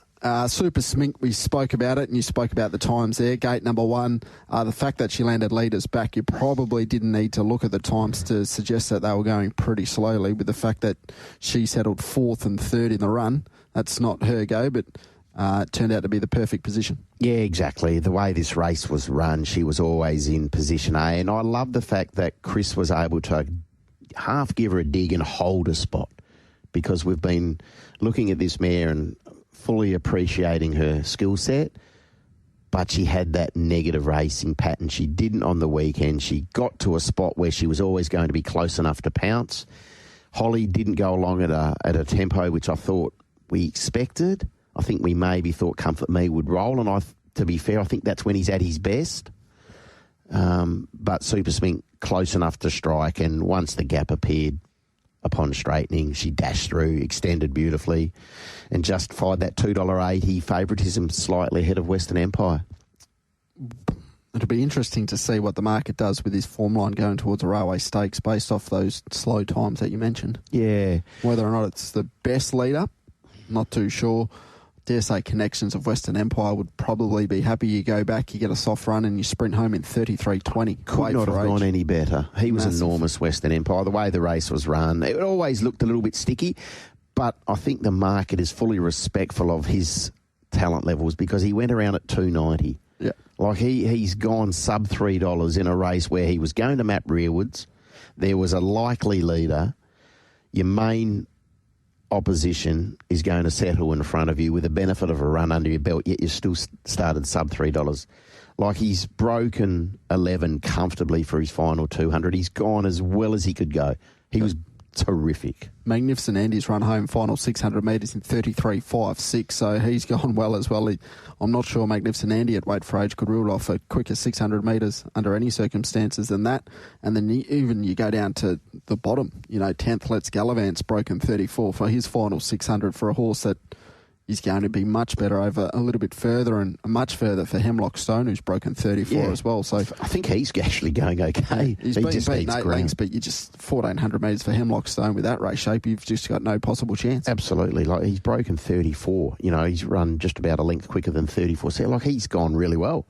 But yeah, Super Smink was in the right spot. Race shape was good, in good order, terrific at a massive quote upon resumption. But no, full credit to Super Smink, Dan. It was good to see a breakthrough. Unfortunately, you're probably getting to the time now where we're thinking the best of Bustler's behind him. Yeah, he lobbed in the spot where you thought, okay, this will be interesting, but it just, it didn't work out, did it? It didn't work out with him. He's done a lot of racing, Bustler. He's had some heavy-duty racing, but on the weekend, he looked like he was under pressure far earlier than you would have expected. Yeah. In an unfamiliar position in a race that he probably hasn't found himself in too often, but as we mentioned, the way that race was run, he was probably entitled to finish off a little bit better than he did. Lucky Grey Stakes over the 1,800 metres, the second last on the program. Captain Pluto was pretty well supported and got the job done off after what we saw at Northam. The riding was on the wall there, was able to settle a little bit closer to the lead, and that turn of foot that he's got over these sort of middle distances holds him in very good stead. Yeah, exactly right. And the market gravitated towards Captain Pluto, $2.05. I think he might have even got to odds on there just before being wound out a little bit prior to jumping, but was always going to get that beautiful run. It was always going to settle a bit closer to Red Sensation. Now, Filthy Habits was super, really, really good, fresh at 1,800, but Captain Pluto just launched at the time when you thought he would, and he looked the winner a long way out. Memory Parade, good support here for this mare. On the spin, out to 1,800. Lost no admirers. Red Sun Sensation was solid. I think that's probably his grade around that listed level. Captain Pluto's capable of elevating off what we saw on the weekend. Yep, so these are the horses that are going to go through those sort of handicap, sort of ATA on the way to the Perth Cup, and then once we get to the Perth Cup, you meet up with those weight for age horses like a Diamond Scene, and in good order, as Dan mentioned, when you speak about the Ted Van Heep, so out of this lot, you're probably thinking Captain Pluto can win a Perth Cup. We're projecting forward a fair bit.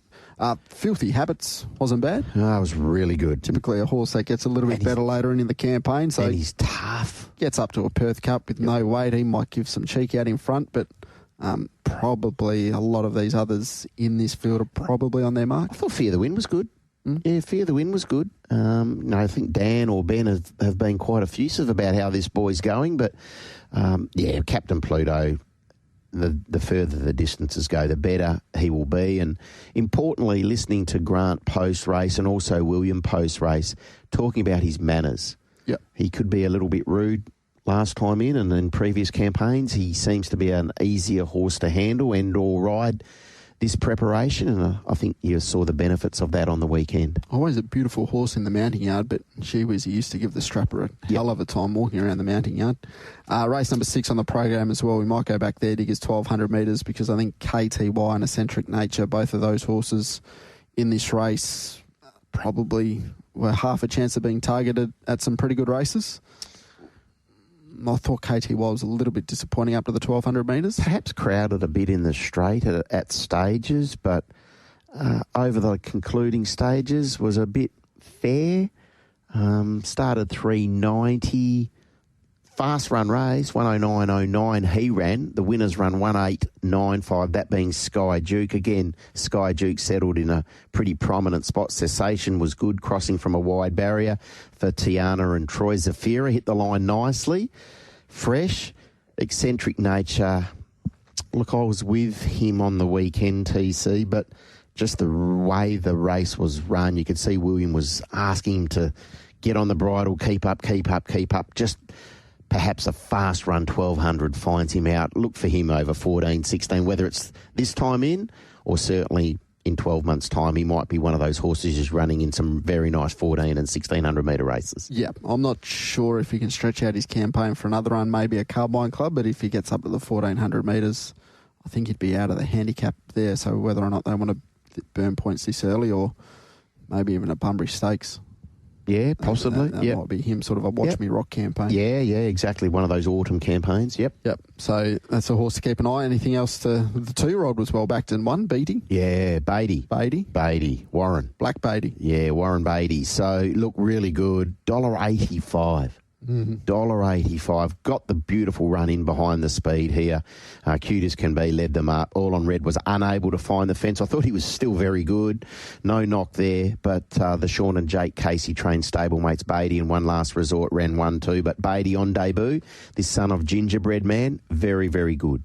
So he's given you a shout out as well, Diggers. Great tip for Angel Undercover, Digby. When the bookies heard both you and I loved it, they gave it no chance. Yeah, she was good. 1,400, I think, was important for her. We spoke to Zeph, didn't we, on Friday morning?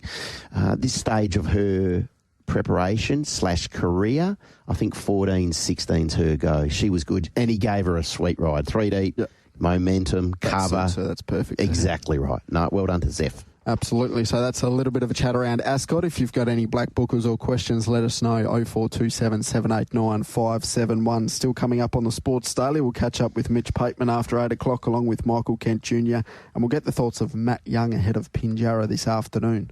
That's all coming up a little bit later on. But now we'll take a short break. Maytag Radio, your station of choice. Each weekday morning from 5:30 with the Sports Daily. A little bit of time before we get to 8 o'clock to get through a couple of text messages. Actually, before that, Diggers, you got the NFL scores up there? Ooh, I have. The Rams are beating the 49ers 35-20. A couple of blowouts. Yeah, a couple of blowouts. And there's another game ongoing at the moment. The Seahawks are doing a number on Arizona. So they lead early in the fourth quarter, 41-15. So the Seahawks having a good season. And they look like they're going to advance to another victory here. And that game this morning, the other game, Steelers and Chargers, gets underway at 20 minutes past 9 o'clock. All right, Daniel from Inglewood's hit us up on the Retrovision text line. There's a couple of things to work through here, but he's given himself a little bit of a trumpet. Fair play. He's been able to back 20 winners from 37 races. So that's a good effort.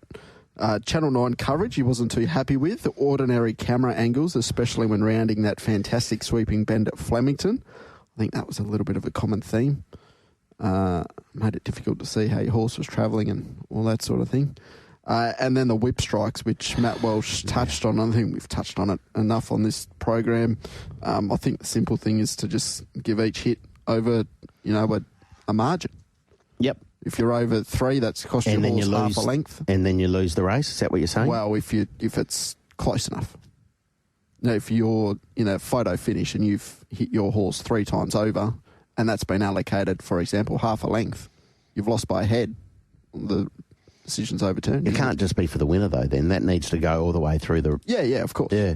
So if you run 4th and you've struck your horse 4 times and that constitutes a quarter of a length, and you finish 5th beating a nose, so you go to 4th. Yeah, using the Chow-Wolf example. Yeah, well, Chow-Wolf, so either you lose the race or you win the... And the thing with it is, TC, authorities are not that keen on seeing a horse struck with the whip in the concluding stages. Yet, what part of a race do the TVs show? It's the last bit of the race. Like it makes no sense. No. The inconsistencies of it all are appalling. Yeah, yep. Everyone's up in arms about it except for the people making the decisions, it would seem. Yeah. Liam from Averley. Morning, fellas. Any update when this program will be ending? I think we're working towards this is probably the last week of the Sports Daily. That's not in concrete, but a little bit of... It's looking that way. Information late last week would suggest this would be the last week of the Sports Daily, and then the switch over to SEN at this stage probably happens on Monday. But once that's concrete, and hopefully we're waiting like you people out there, the listeners, hopefully we'll be able to get a little bit of information nice and early this week and be able to pass that on. Heading out to the news, after this we'll catch up with Mick Kent Jr. as well, along with Mitchell Pateman before 8:30. Nighttime Radio, your station of choice. Each weekday morning from 5:30 with the Sports Daily. Welcome back to the Sports Daily here on TAB Radio, 10 minutes past 8. Trials are underway, so we won't waste too much time getting to our next guest who was nice enough to join us at late notice. Mitch Pateman, good morning to you. How do you do?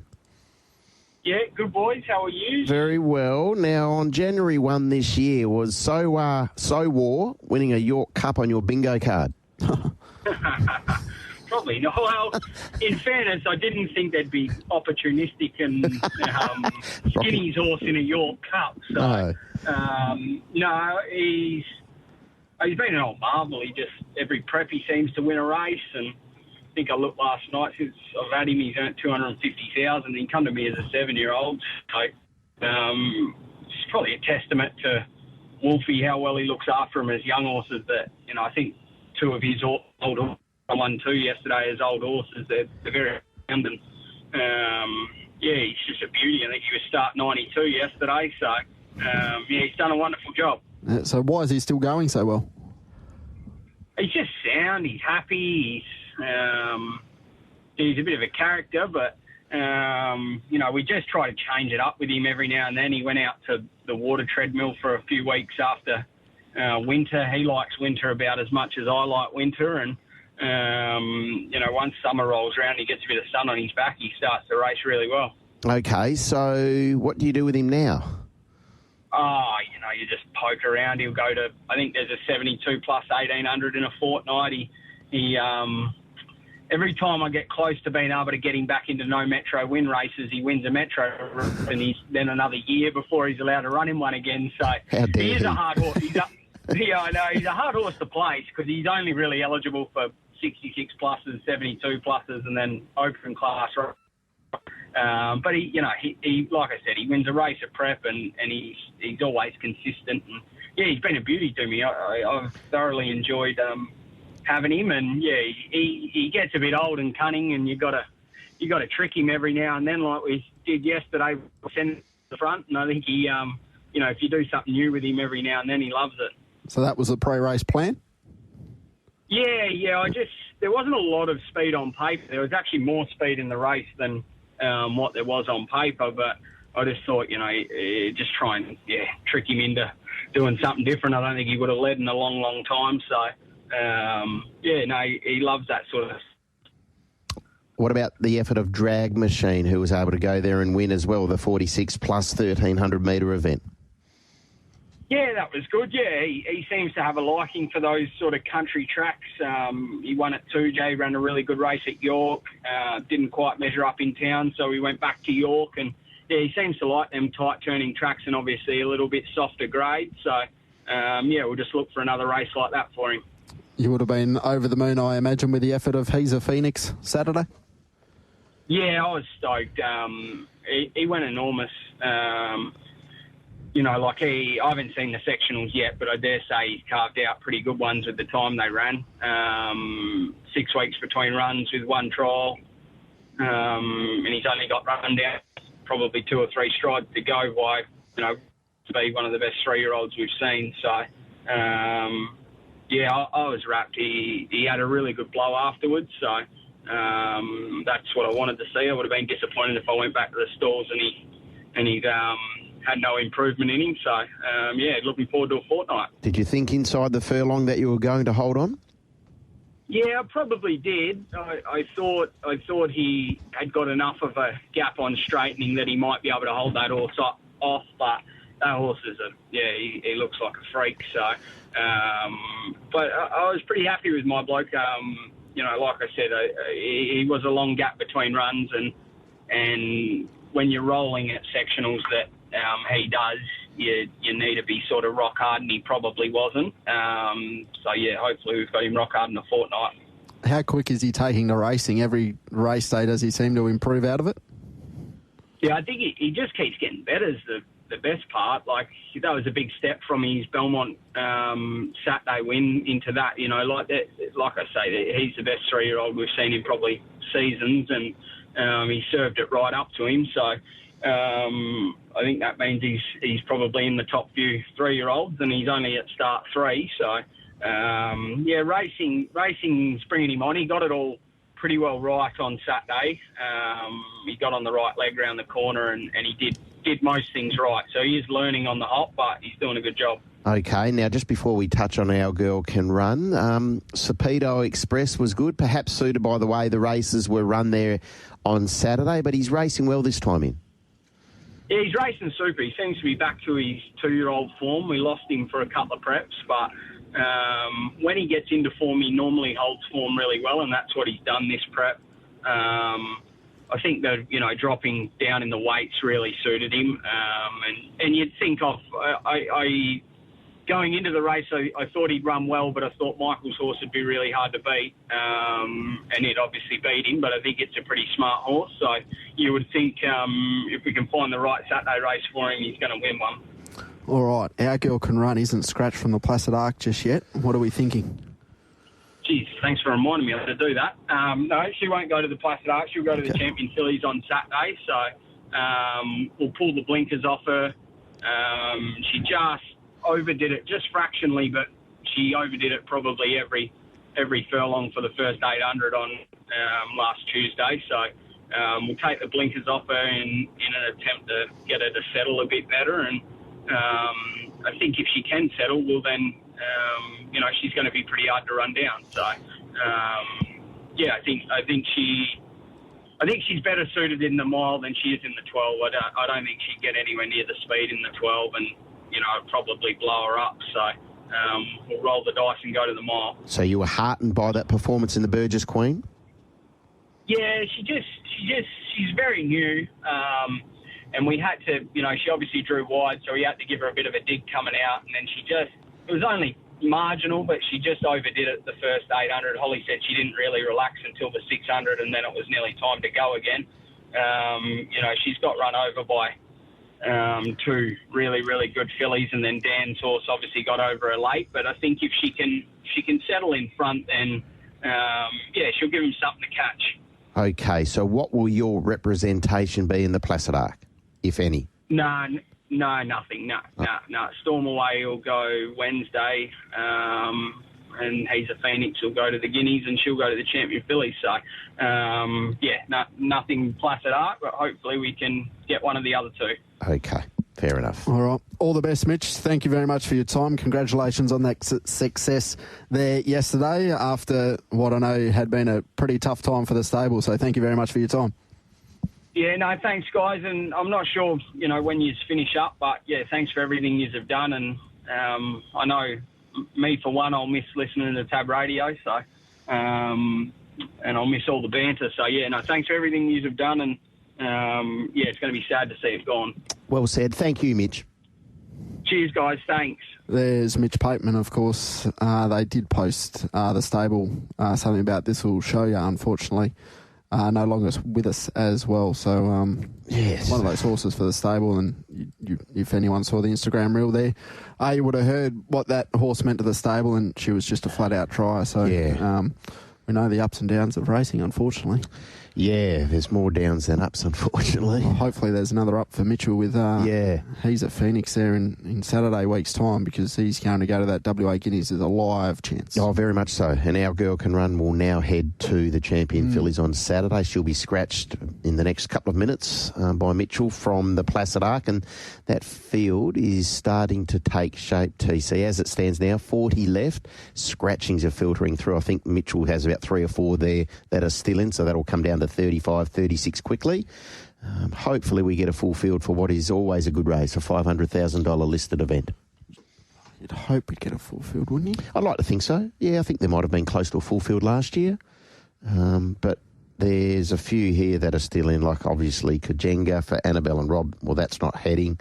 Adam still has Playing at Sweet and Schnitzer Latte in, so a decision has to be made there. Neville's still got Country God in. We know that he did a bit of work there on the weekend. Riva Aquarama's still there. Yeah, and Dan's indicated, which way he's going to go there. But Craig Staples has been named on Castle Road. Brad Parnham for Yes Queen. Joey Azzopardi Loves Talking. Troy Turner Baby Pearl.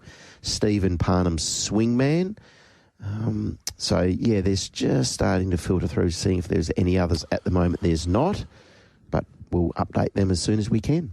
I'd have to go back a long way in my memory to think of a 3-year-old crop that we've had better depth here in WA. I'm talking about a Champion Fillies, a WA Guineas and a Placid Arc. They all look pretty deep races. I don't think there's going to be a real, like King of Light might be one out of the box, so he's going to start maybe pretty short in a WA Guineas, but outside of that, yeah, real good depth. Yeah, I think we have this conversation every year, do we not, though? We talk about the depth. Oh, but this is better than most years, I'd say. Yeah. Yeah, okay. Okay. Probably. Right. We said it with Darren McCauley on Saturday morning. You go back to 22, you had Amelia's Jewel taking on a bustler in a Guineas. Yeah. And then, clearly she went and won a Northerly. So yeah, but that was one good race. What happened in the other races that year? Well, the Burgess Queen was taken out by Laced Up Heels. It was a pretty good one. I'm not sure what won the Belgravia that year. That contained a Snowdome, a Man Crush. I don't know what won the Placid Arc that year. I'll have to have a look. I just reckon it's a very good crop we've got, but I think we've had some excellent crops of late as well. No, not saying that. I just think this one's the best. Not sure it's the best, but I think it's towards the top. Yep. Okay. All right. Hopefully, maybe towards the top of a railway stakes market might be Sabaj after the win on the weekend, and Mick Price indicating the railway might be a nice race for that horse. We'll get the latest with co-trainer Mick Kent Jr. Mick, a very good morning to you. Thank you very much for your time. Morning, gents. How are you going? Very well. Have you thawed out yet? Yeah, just. I'll tell you what, I had a good sleep on Saturday night. It's a marathon, this whole spring carnival. Particularly, I'm not complaining, but it's, you got so many social commitments, 4 days of racing in a week, and then you got to somehow train the horses in between. So I've thawed out, I've had a good sleep, and I'm feeling fantastic this morning. All right. How's Sabaj going after the win there Saturday? Yeah, he pulled up super. He's not a tough, robust horse yet. We train him a little bit softer than most horses, but the way he pulled up immediately after, it was a tough effort to loop them off a solid tempo with a big weight, second up at the mile. He hardly blew, so tells us he's fairly natural, clean-winded horse, and he's pulled up really well over the weekend too. He's 8 up and he's lovely and sound. Okay, so where do we see him next? I don't think he's coming to Perth, guys. I'm sorry to say. Okay. That's disappointing. Thanks for your time, Mick. Yeah, I don't know if Mick had probably looked at the programming when he mentioned that, but we nominated a long time ago as we needed to, obviously. Yeah. And I think if we had ran him a week prior, it might have been easier, but we scratched him from earlier during the week, and I think it was a good call because he had a inside draw race 10 and the winner came right down the outside, Persian Spirit.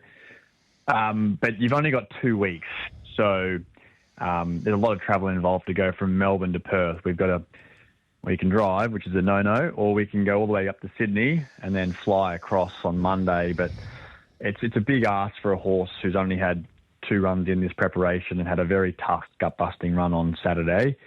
I don't think we're going.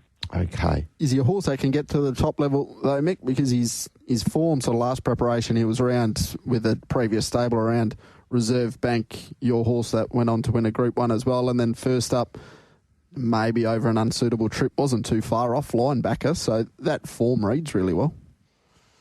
Yeah, it'd be no surprise. He's a wonderful horse. He's big. He's very, very good looking, classy horse. He's very unfurnished. He's a big frame that's still quite light on, and as I flagged before, if you work him too hard, he doesn't eat for a couple of days. And I just think if we let him strengthen up naturally without punishing him too much right now, we'll have a wonderful horse for the future. And his rating would just suggest he can get to a good level. What excited us about him was that he looks like a miler, yet he ran second to Reserve Bank in a Group 2 1200, and then he obviously went and won the Group 1 the following start. And if he could get further than a mile, he'd be a really good horse. So he's got a big turn of foot. He can sustain a run, as we saw on the weekend, and he's just so progressive. So I think his likely option, we can just walk across the road here in 2 weeks' time on the same day as the railway for the Cranbourne Cup, which is worth $500,000. It's a lot less taxi on the horse as we're building him. And then there is a race in Sydney called the Ingham, which is worth $2 million. It's a mile handicap as well, and that could be running before if things went the right way. All right. Now, talking of progressive horses, Zambardo heads to the Spelling Paddock off the back of what he did behind Via Sistina on the weekend. What convinced yourself and Mick to go that way? Because it was aggressive placement. Yeah, it was. And all kudos must go to Mick. When he gets a good feeling about a horse, he doesn't like to mess around. And you'll hear all the naysayers say we've blown his rating up. Look, I don't think the owners will complain when they've walked away with $540,000. So, even if we had won 6 Metropolitan races, you still wouldn't win that kind of money. And we all know the trepidations with horses and what can go wrong. So I think it was a great call. He'd been just doing things so easily. He won a benchmark 78 last time, working hard early, and every race he gets to the front, pricks his ears and doesn't know what to do with himself. So we could have run him in a benchmark 90 during the week. But Nick was very keen to see him ridden back with something to aim up at, like a good horse, and see what he could do. We felt we'd learn more about a horse doing that and see where we could place it in the autumn. And as it turned out, we ended up forward, we ended up on the inside. It wasn't where we wanted to be. But yeah, the horse just kept kicking. He's an amazing story. He won a maiden, 6 starts ago this preparation. So quite incredible. Do you know what rating he's gone to now? Not sure yet. He'll have to be 105 plus. So you got 30 points, but as I said, 540,000. Yeah. Try and win that. And, I know it's easy to say, put him away and look after him, but you could ask any trainer and they've done it before with a horse, and sometimes they don't always come back. So, look, he's earned a lot of money on the weekend. It gets his rating up to a point where we can go into nice races without worrying about not getting a run. So he can dive straight into some good races, and he's clearly up to it. And he's still very progressive. He's untapped. We bought him from New Zealand off 2 placings in the South Island, and it's his first prep he's had with us, so he can only improve. Could he go to an Australia Cup in the autumn? Well, you'd think that'd be a natural target, wouldn't you? So whether you do that or, the only thing with the autumn is it comes around very quickly. You can't get a long break. So I suppose if you want to give him a long spell, then you could have him ready for Queensland, which has been a proven springboard to the following spring carnival. So yeah, it's a good problem to have. He's pulled up well. He's a beautiful horse, and the owners were ecstatic on the weekend. All right, thank you very much for your time, Mick. You're always very good with it over here in Perth. Thank you very much, and enjoy the rest this week. Thanks, guys. Have a good day. There's Mick Kent Jr. Zambardo, probably one of the stories out of Champions Day there at Flemington, outside the winners, of course. What about the mare? Like, where does she sit in the picture? It just seems to be an acceptance that she's really good. The mare being Via Sistina, like she's exceptional, but she's not mentioned in the breath of some others. Is that because of the colour of opposition she's encountering? Maybe. Or have we just become a little bit numb to greatness? I think there's probably a little bit of both.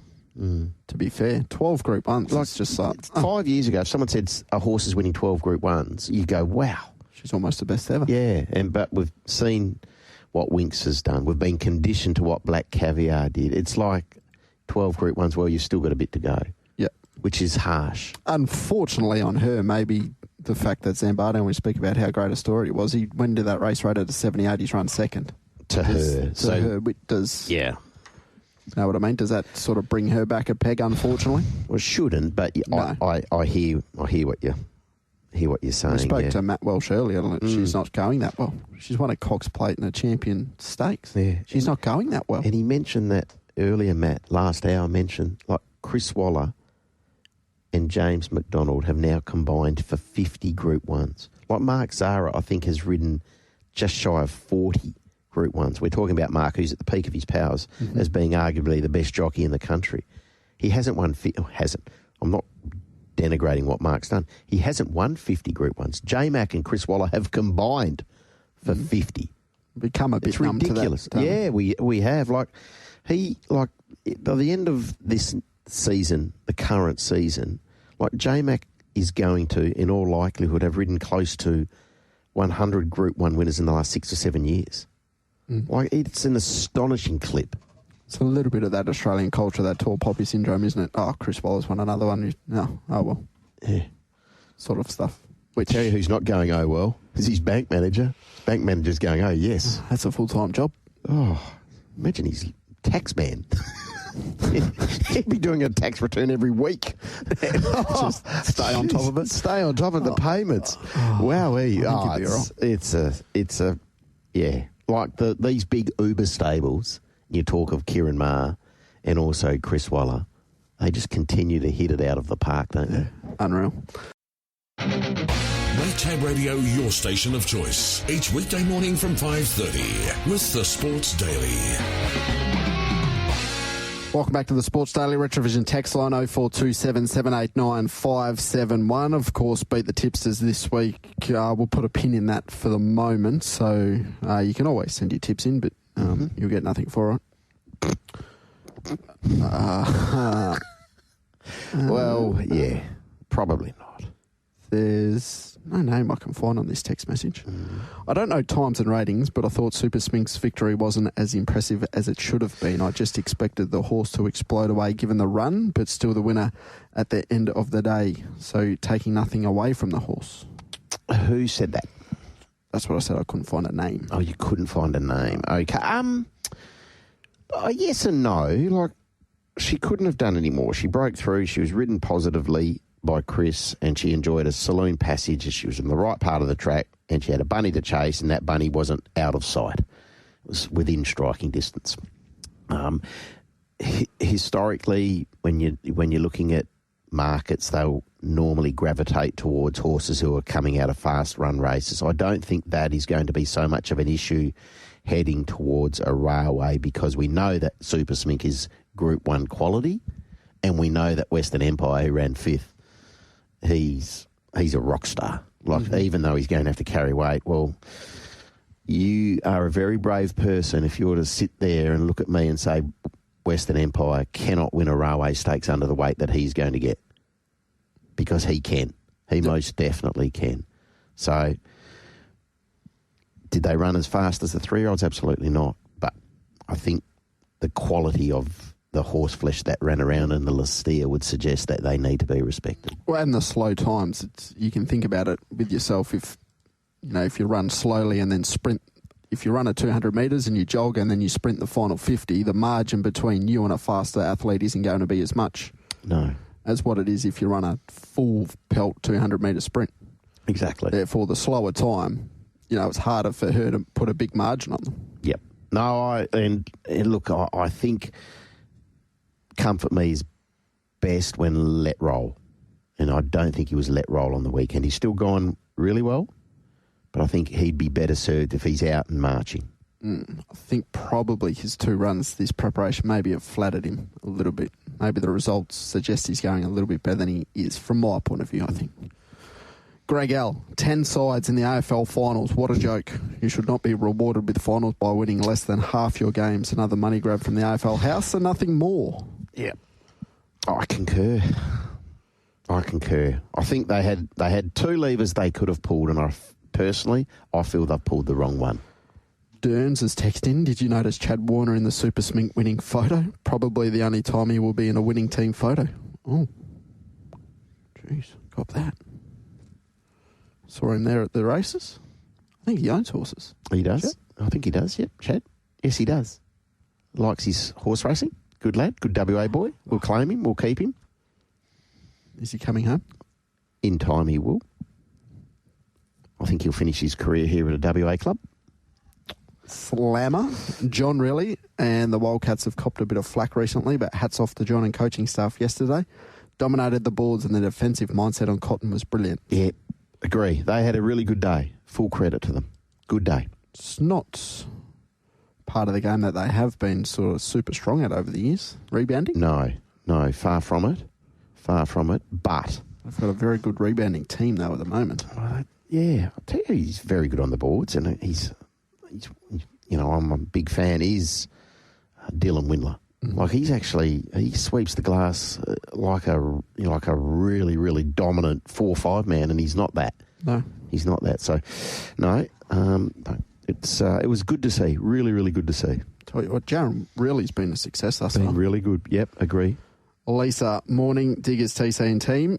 Guys, round 0 starts on the 5th of March. No WA or South Australian teams.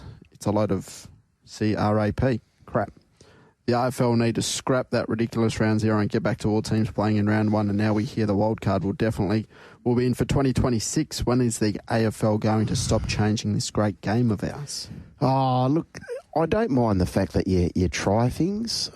I don't get hung up on the opening round as much as others. To be fair, I'm not having a go there at the text, but it's football, and it's proper football. It's home and away football. You can give me that ahead of, the state of origin. But in saying that, the state of origin is going to help filter money through to WA football, which is important. It'll go to the waffle, it'll go to the lower leagues here. So that's going to be somewhat of a cash boost for WA football, which is important. Yeah. Round 0. If you need to have a week off just the middle of the year, just have a week off. Everyone has a bye at the same time. But pre-finals bye, no one seems to like that all that much. So no, it doesn't. Middle of the season, I'm not sure if it'll work, but it gives everyone... By the time we get to the end of the year, you're running on fumes. So that's everyone in the industry. Yeah, agree. Mark from Vic Park. Once again, the racing industry has opened itself up to ridicule. All week we were told Tentaurus would be scratched if the track downgraded to heavy, yet horse was going to run until scratched at the barriers. So what's happy with that? If the horse is scratched at the barriers, horse is scratched at the barriers. Well, I think he's sort of saying you'd sort of spoken, you sort of half talked out of backing Tentaurus, and then he was going to go around on a heavy track when sort of everyone was a little bit unsure whether or not he'd run. Okay. Yeah. It's interesting. Part of the game. And every heavy track's different, I suppose. Yeah, well. Would be one point. Very much so. What was the reason given for the scratching, though? No, I'm not sure. Let me have a look here at this. I'm going to have a look now. Fractures in the barrier, reared and got down behind. Underwent a vet examination, was deemed unsuitable to race. So that wasn't the track, Mark. He was going to run. But that's what he's saying. Because during the week, connections were on, publicly said if it gets to a heavy, he's probably not going to run. Yes. So therefore, you're sort of thinking, or you're doing your form without him in the race, and you're sort of thinking that the stable don't like him on a heavy track type of thing. And then he was going to run on a heavy track, so you're not too sure what's going on, is what the text message suggested to me. Right. But that race, the track was still soft when he was going around. It wasn't heavy. I need to check that. That was earlier in the day. That was race 6. And if I'm not mistaken, I need to confirm that. Race 6, that track was still soft. It wasn't heavy. So that's why he was good to go. Okay. So I understand the sentiment of what Mark's saying there, but that track, they did say he wouldn't run on a heavy, but when he was getting ready to run in the sprint, it was still a soft track. They would have been getting feedback from all the jockeys and everyone that's been out on the track there to see what sort of condition it was in as well.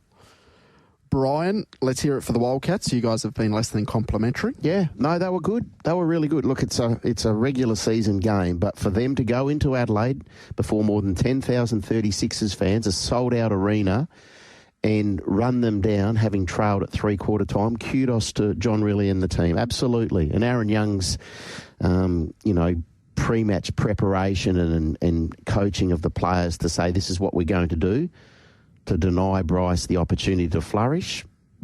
Tick, tick, tick. Well done.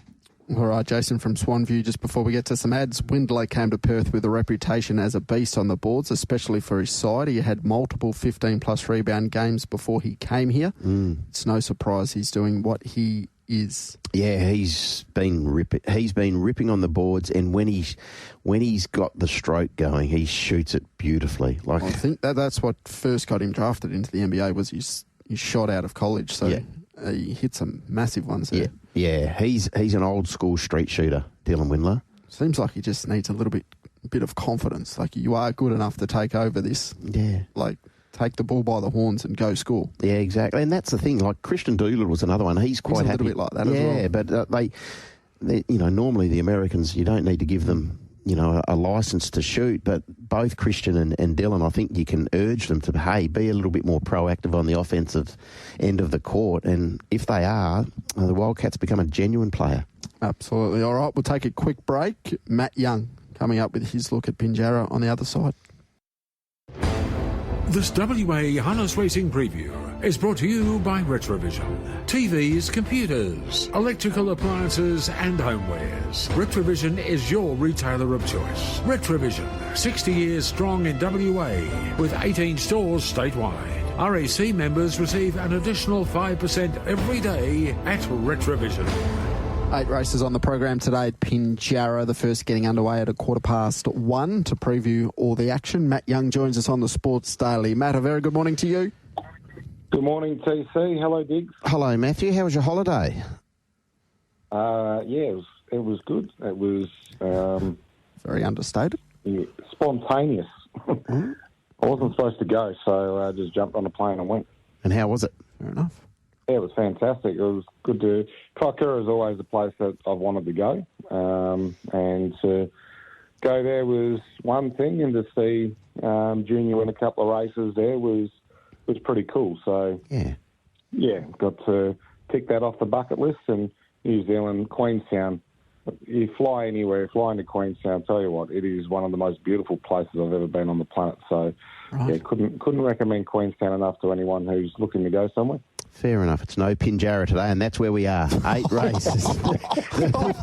You can't do that. No, that's disrespectful. That's what you said. You told me to say that, We Matt. don't have an airport to fly into. But you have a very good pacing circuit. And a bakery. And a good bakery, yeah, exactly right. The Pinjarra Traders Condition Trot over the 21-16 goes at 1:15, Matt. Yeah, look, Labrador looks well placed here. He's normally a reasonable beginner. There are a couple of decent beginners to his outside. Gavosh normally flies away, but I think Gavosh would be happy to take cover on a horse like Labrador, who was a winner 4 back, and since then has put up a string of seconds. Look, he's got the form line to be able to work across and get to the top, and then from there, he looks pretty hard to beat. So putting the 2 on top here, in for second, I'm throwing in number 11, My Lightning McQueen. Look, 2 runs in WA, done things wrong on both occasions, but the ability's there, you can see that, and I think My Lightning McQueen's going to be a horse that you can follow. If Labrador's out in front, My Lightning McQueen, the 30 metres becomes a lot more challenging over the short course stand. Aristotle has been thereabouts, shouldn't be too far away again. And in for 4th, there are plenty of chances that you could throw in, but I'll throw in the 5 Till the Sun Sets, who It does get a little bit trickier for Tilda Sunset's going back 10 metres, but normally steps well and can get into a decent position. So 2 on top for me to beat 11, 6 and 5. That's race number 1. Race number 2, 1,600 metres, the Journey. Wide open betting affair. This one, Matt Harry's a rock star at $4.20 is your favourite. Yeah, and this race is really difficult to work out. I think there could be a little bit of speed early. We've got gate speed from horses like Heavenly Bliss. Gears in the Wheel's got plenty of early speed, and also Dennington Heights is a quick beginner. So those 3 will probably be contesting in the early stages. No guarantee over who would lead. I would say Heavenly Bliss might like to lead, and Honour the Eagle will be hoping for that to happen. So in the matter of confusion, look, I'm going to tip Torrivan Amy, just hoping that there's enough tempo on. I thought her last run was solid. I think she's come back reasonably well. This grade looks to suit, and I thought Torrivan Amy could run a pretty good race. So put the 10 on top in this event.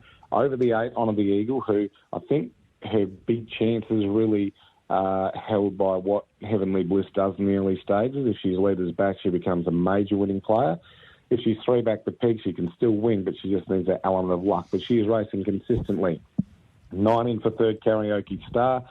The distance suits him. I think his form, well, he's definitely going better than his numerical form reads, so expecting a decent run from him from 2 off the back row. And then for 4th, I'm throwing in the 6 I'm drinking doubles, who I think's going okay. The distance suits. He's got gate speed in his own right as well if he wants to head forward, but he could be doing a little bit of work. But if he's able to find a position, I think he could run into the money here. Very tricky race, 10, 8, 9, 6. OK, race 3, the Stable Affairs Pinjarra Lightning Lap of the 11.77 is set to go at 25 minutes after 2 o'clock, and the 6 Torrivan Pinky for Emily is the $2.90 Tab Touch favourite, Matt. Yeah, and it has to be considered a chance, Torrivan Pinky, but look, I'm going with the 1 on top, Be a Lawyer, who we mention this horse a lot in these Lightning Lap events, and he performs well most of the time. That's from bad draws. He gets a good draw today, and he's got options. His gate speeds, look, he's been crossed before on a few occasions, so I think there will be a couple that may have a look at him in the early stages, but I think he can run a pretty good race from sort of anywhere in this event. So got the 1 on top, Be a Lawyer. 7 in for second, Speed Force is absolutely flying. The wins have been very strong. No doubt heads forward again, tries to get into an aggressive position, and the way he's going, can't see why he can't run into the money again. 6 Torrivan Pinky can use that gate speed, get forward, and could be racing up outside the speed, and from there has to be considered a chance. And number 10 in for 4th, and that's DJ's Big Boy, who did things wrong last start, but he is capable when he does everything right. So consider him into your top 4 chances, 1, 7, 6 and 10. Race number 4 on the program, 2,100 metres, the Journey. Scratchings are numbers 1 and 6. The Stanby Stock Feeds Pace. $2.10, the favourite is Yowoma. Yeah, I really like Yowoma in this. I think he's got the ability to be able to lead, fend off all the challenges, and I think he's going to be very hard to beat. So Yowoma deserves the win. I think it can be today. So I've got the 2 on top. 9 in for second, Armour Believer. 2 off the back row is going to suit Armour Believer to be close enough to the speed, and I think we'll see this horse getting home strongly, but it is just going to be tempo related, and what Sweet Ivy does in the early stages, who I thought might take some cover in the event, which then shuffles Dylan a little bit further back. So Unbeliever in for second. Number 8, Sister Cherie, in for third. Nice draw, had the run of the race last start, and the tempo suited in terms of being able to get Armour Believer late and wasn't able to do so. So thinking if this race isn't as well run to suit, it's not going to be Sister Cherie's race, but she's going to get a pretty good look at them. And 5 in for 4th, Pete's Honour. He drops in grade. He could be the big improver, and he can do some work in his races. He may have to do that in this event, but he's up outside the speed. I think he'll stick on well. 2,985. Does the Shorty win race 5? Yes. Zlato's got good gate speed, and I think he can hold everyone to his outside. Julian Horizon a noted sits type, so with the sprint lane in operation, I expect Zlato to get to the top. Very good front-running type. I think he'll get the job done. He's very short, though. 4 in for second, Khaleesi. Mixing her form. The last 2 probably haven't been at his best, I should say, but he may be able to do the work in this race, and if the tempo suiting the front markers, being in the breeze might not be the worst spot. So I think he'll run well. In for third, 1, the Jewel in Her Eye. She's not at her absolute best, but she's got the perfect draw. Once again, tempo could really suit her just to have a crack at them late and have that sprint. She should run well. And 7, Hurricane Hope. Very tricky draw for Hurricane Hope. May have to do plenty of work in the event. She's racing in incredible form. She's won 3 of the last 5. If she could get a forward enough position, I think she can run into the money. But it's just a little bit tricky today. The map does not read up that great for her. 2-4-1-7. Race number 6 on the program, 2,600 metres the journey, scratch 1 and 11, $2.20. The favourite is Elite Fleet. Yeah, I like Elite Fleet here. I think this horse is coming out of the WA Derby and had no luck. Was 3 wide with cover, and then the 3 wide line was sort of hindered by Lincoln Lou going back and had to go 4 wide and then ducking and diving and still hit the line okay, just 0 luck. But that was over 2,500 against the best of the best. This is 2,600 metres and a big drop in grade.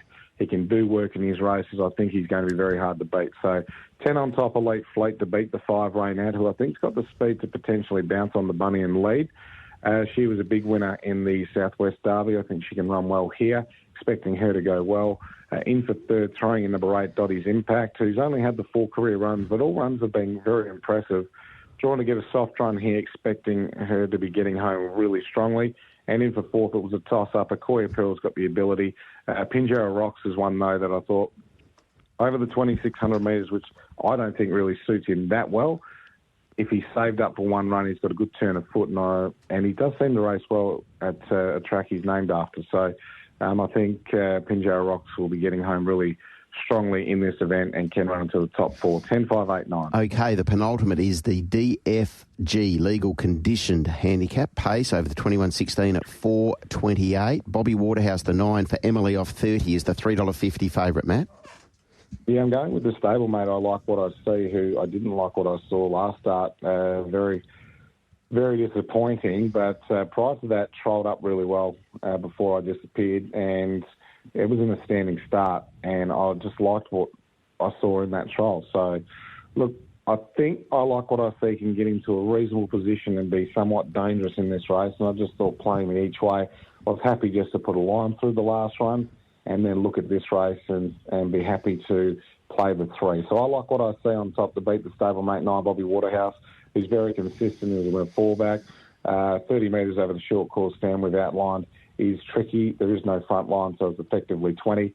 But Bobby Waterhouse should run a really good race. 10's in for third, Beach Captain. He's had nearly a dozen starts in the standing start and has yet to win one, so it's not his favourite caper. He's racing really well. A nice win last start, and his last few have been really good. Since entering the stables of Corey Peterson. So 30 metres is a little bit tricky, but he's racing well. A few strings to his bow, and 7 into 4. Furry Lane, who's one that I can consider. He's a standing start specialist, this horse. He could fly away, get into a decent spot, and definitely has to be considered into your Northern mix. 3, 9, 10, 7. How do we play the last? Race number 8, we'll go with the 11 on top, Push Button Rock. This is a very hard race. Push Button Rock was well driven last start to victory. Looks to be a major player in this race. Just needs a touch of luck, but she is incredibly versatile. 10, Better Move Along's had 0 luck. He's going a lot better than his form suggests. He could be a real significant player in this race. 2, Lady Violetta's got some gate speed, could potentially bounce on the lead and run a decent race. Drops in grade, and last run wasn't too bad. And 4, Always Be Frank's another one. If he could get to the top, he could run a pretty good race. But that is a really tricky event to close out. 11, 10, 2 and 4. Okay, what's paying for that New Zealand holiday? Well, I do like 2 today, but we'll mark the best bet as race 4, number 2, Uwana, but also like race 6, number 10, Elite Fleet. So, yeah, both of those I think can get the job done. All right, Matt, thank you. And will we hear you in a second or not? Yes. Yes, we will. Yeah. We've got one left. One left to go. One left. Yeah, Go out with All in the chamber. Yeah. Yeah. Good stuff. Right. Hear from you soon. See ya. There's Matt Young, and of course he'll be back on the Sports Daily tomorrow morning. We'll be on air from 5:30. Possibly. Countdown begins. I think we're down to 4. 4 to go. Okay. All right, then you can turn that alarm off. Yes. Talk to you tomorrow. You will.